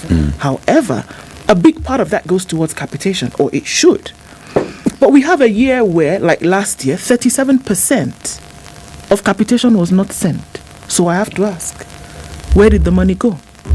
Number two, we still have billions of shillings every year, just like what you're saying, that are somehow available in bursaries. The president has a fund for education. There's the president's fund, there are bursaries, that's at the county. So all of this money is more than enough, like you're saying, to send these children to school. But it's not. And we're all looking at it. And we're the people responsible for making sure this thing happen have a question to answer. And it must be demanded of them to say every shilling that we got or that we expect, this is where it is going to go. And those questions must be answered, because the people who are on the direct beneficiary list for this thing, like you say, are the ones who are being left behind to move the country. And we are playing Russian roulette with their future. Yep. So there are many issues here. But let me just say, across government, there is massive misprioritization of what needs to be done. You're seeing the papers mentioned yesterday that Treasury has excess 600 and what? 600 plus staff 650 within the Treasury something. Alone. Within Treasury, workers that are not needed. So why aren't they converted into teachers? Because we need teachers. Because we need teachers. They remain public. They remain on the public payroll. Wage bill. Yeah. But they are in a place where they are not needed. Where they are we're also assuming that they exist as human beings. Yeah. We are, I want to for the sake of my own mental health. Okay, we assume they exist and say they exist. So if they exist in a place where their value addition does not exist because they are not needed, they exist. Why don't we have those people in the classroom where we have a huge shortage of teachers? And we know that a staff at Treasury does not earn what the teacher earns. No. So the possibility that they earn double what the teacher earns is very high. So that number will translate into twice the number of teachers that we could actually put in classrooms where they are needed and where they will add value. So across government, we have hired people we don't need, and we have not hired people we need. And that impacts education in a very big way. Yeah. So that is one. The second thing that is a problem is, I think, how we have conceived education.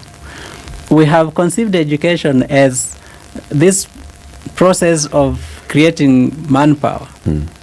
And the returns that will come to the individual who goes through it. And so we have assumed that that person needs to pay for education because they will be the ones to benefit. And that is not true. Education has huge positive externalities. It will help everyone around you. If you are educated, you are just an asset to others, even if you don't do anything to them. Just by being you will help others by the education you have received. And we saw that during COVID-19. We realized that people who couldn't keep good sanitation will actually affect others, even though if that is just their own private life. So that is the second point. The third point has been, I think, politicians playing politics with education. We have seen MPs walking around and telling people, mtu asikuulize pesa hapa, serikali imetuma pesa. That time the same government has not released capitation. And the politician knows it. And they also know that even if the capitation was released, it is not enough. It's not all that is needed. So you walk around inciting parents against the school managers, and you don't facilitate the schools fully. What do you want them to do?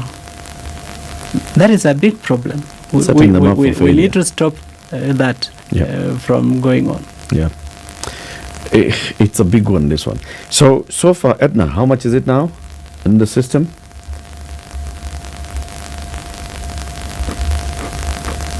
$89,500.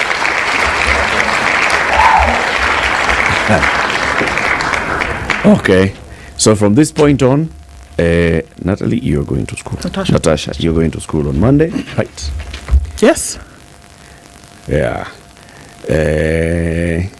We will coordinate on sending the money that's needed to go to school, so supporting with the shopping, and then following up thereafter. There are people who are saying they'd like to be involved even in the second term and the other years. Werimo says, I'd like to be involved next term and the next year, and to all 4 years of this. Emmanuel, I think, you know what? I think that oftentimes we have conversations in this room and we talk about the fact that, there's so much split amongst people, but that you can actually see the spirit of people to come together and do something like this. I just wanted to say, to everybody who's contributed this morning, it is clear that it's a sacrifice. It's clear that it was a personal sacrifice, but it's also clear the desire to see another Kenyan, another person succeed, to see another person not operate or exist in a spirit of want or need. And I think that is commendable. And I think that that's where we see the resilience of people still, that there is something still that folks who are in positions where these things should be safeguarded can actually say, you know what, then we should be able to do our job and do it right. But even as I've said that, this situation should not be. It should not be that we have to come together like this to make this happen. And I think we'd just like to hear, on the last word, it should not be the norm, because it has become the norm. It cannot be. It should not be the norm. It comes to the dignity. If you look at this lady who's sitting here in front of us and telling us what she's done, what she's gone through, who she's spoken to, who she's tried to speak to, when she sits here and she's doing this for her child, the dignity that has been taken away from her, the dignity that we're trying to restore to her, this should not happen. It should never happen. And there is something I need to make a comment on generally. Some well-to-do Kenyans actually think that the poor enjoy being paraded as poor. Or that they enjoy being helped. Yeah. It is the worst violation that you can do to someone. To show a parent before their children that they're helpless. Your child believes in you 100%. They believe you are the lion. You're the everything. When you roar, everything happens. So, the champion. The worst violation you do to an adult is to want to show, to expose them as helpless before their child. We can make systems work so that we don't have to take parents through this all the time. We can make systems work so that we don't see the things we saw with parents fighting literally over bursary forms at an MCA's office. And it's just a form. And the worst thing will be that this MCA here will just be a village boy whom some of these people have helped to get to where they are. Of course. And now he enjoys sitting he back was supported to go to school. Seeing them. Some of them didn't even go to school. He's enjoying seeing these parents crumple for a piece of paper in the name of a bursary application form. And he's sitting behind curtains and waiting to tell them, you didn't vote for me, so you won't even get. That has to cease. It is nonsense. One final thing, if you allow me. Yeah. Now that I'm here and she talks about norms, it has become like it's okay to hear that this woman has been killed and that other one has been killed. Our security apparatus must stop this soonest. We cannot continue to entertain the rates of femicide that we are seeing in the country. Well said, Emmanuel. Winnie, you have the final word. Nataka wewe uzungumze, Natasha Wairimu wazungumze. Ambia watu wote ambao wamekusikia leo, ambao wengine wamesema watakusaidia even beyond this. Mimi nitawaambia hivi, wanaweza kuwa hawajui furaha iliyo ndani yangu, lakini yoyote ametoa ile kitu ametoa, Mungu akamtimizie na ile kitu anaomba. Mungu awabariki sana. Nashukuru. Asante sana. Natasha, come to the mic. Just walk around.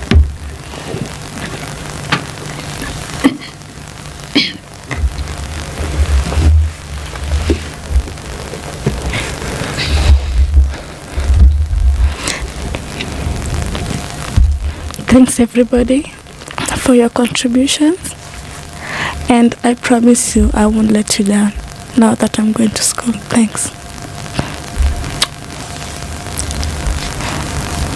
Yeah, it's tears. Have a good weekend, people. Thank you very much. We are going to continue providing information. He adds that they've set up help desks that will assist families in locating their loved ones. We have a command center down there that you can also be able to get additional information in whatever that you require. And even for those who have not seen their loved ones, you can also help at the command center. Kanja further revealed that a lorry that was loaded with gas exploded, causing the inferno, saying that the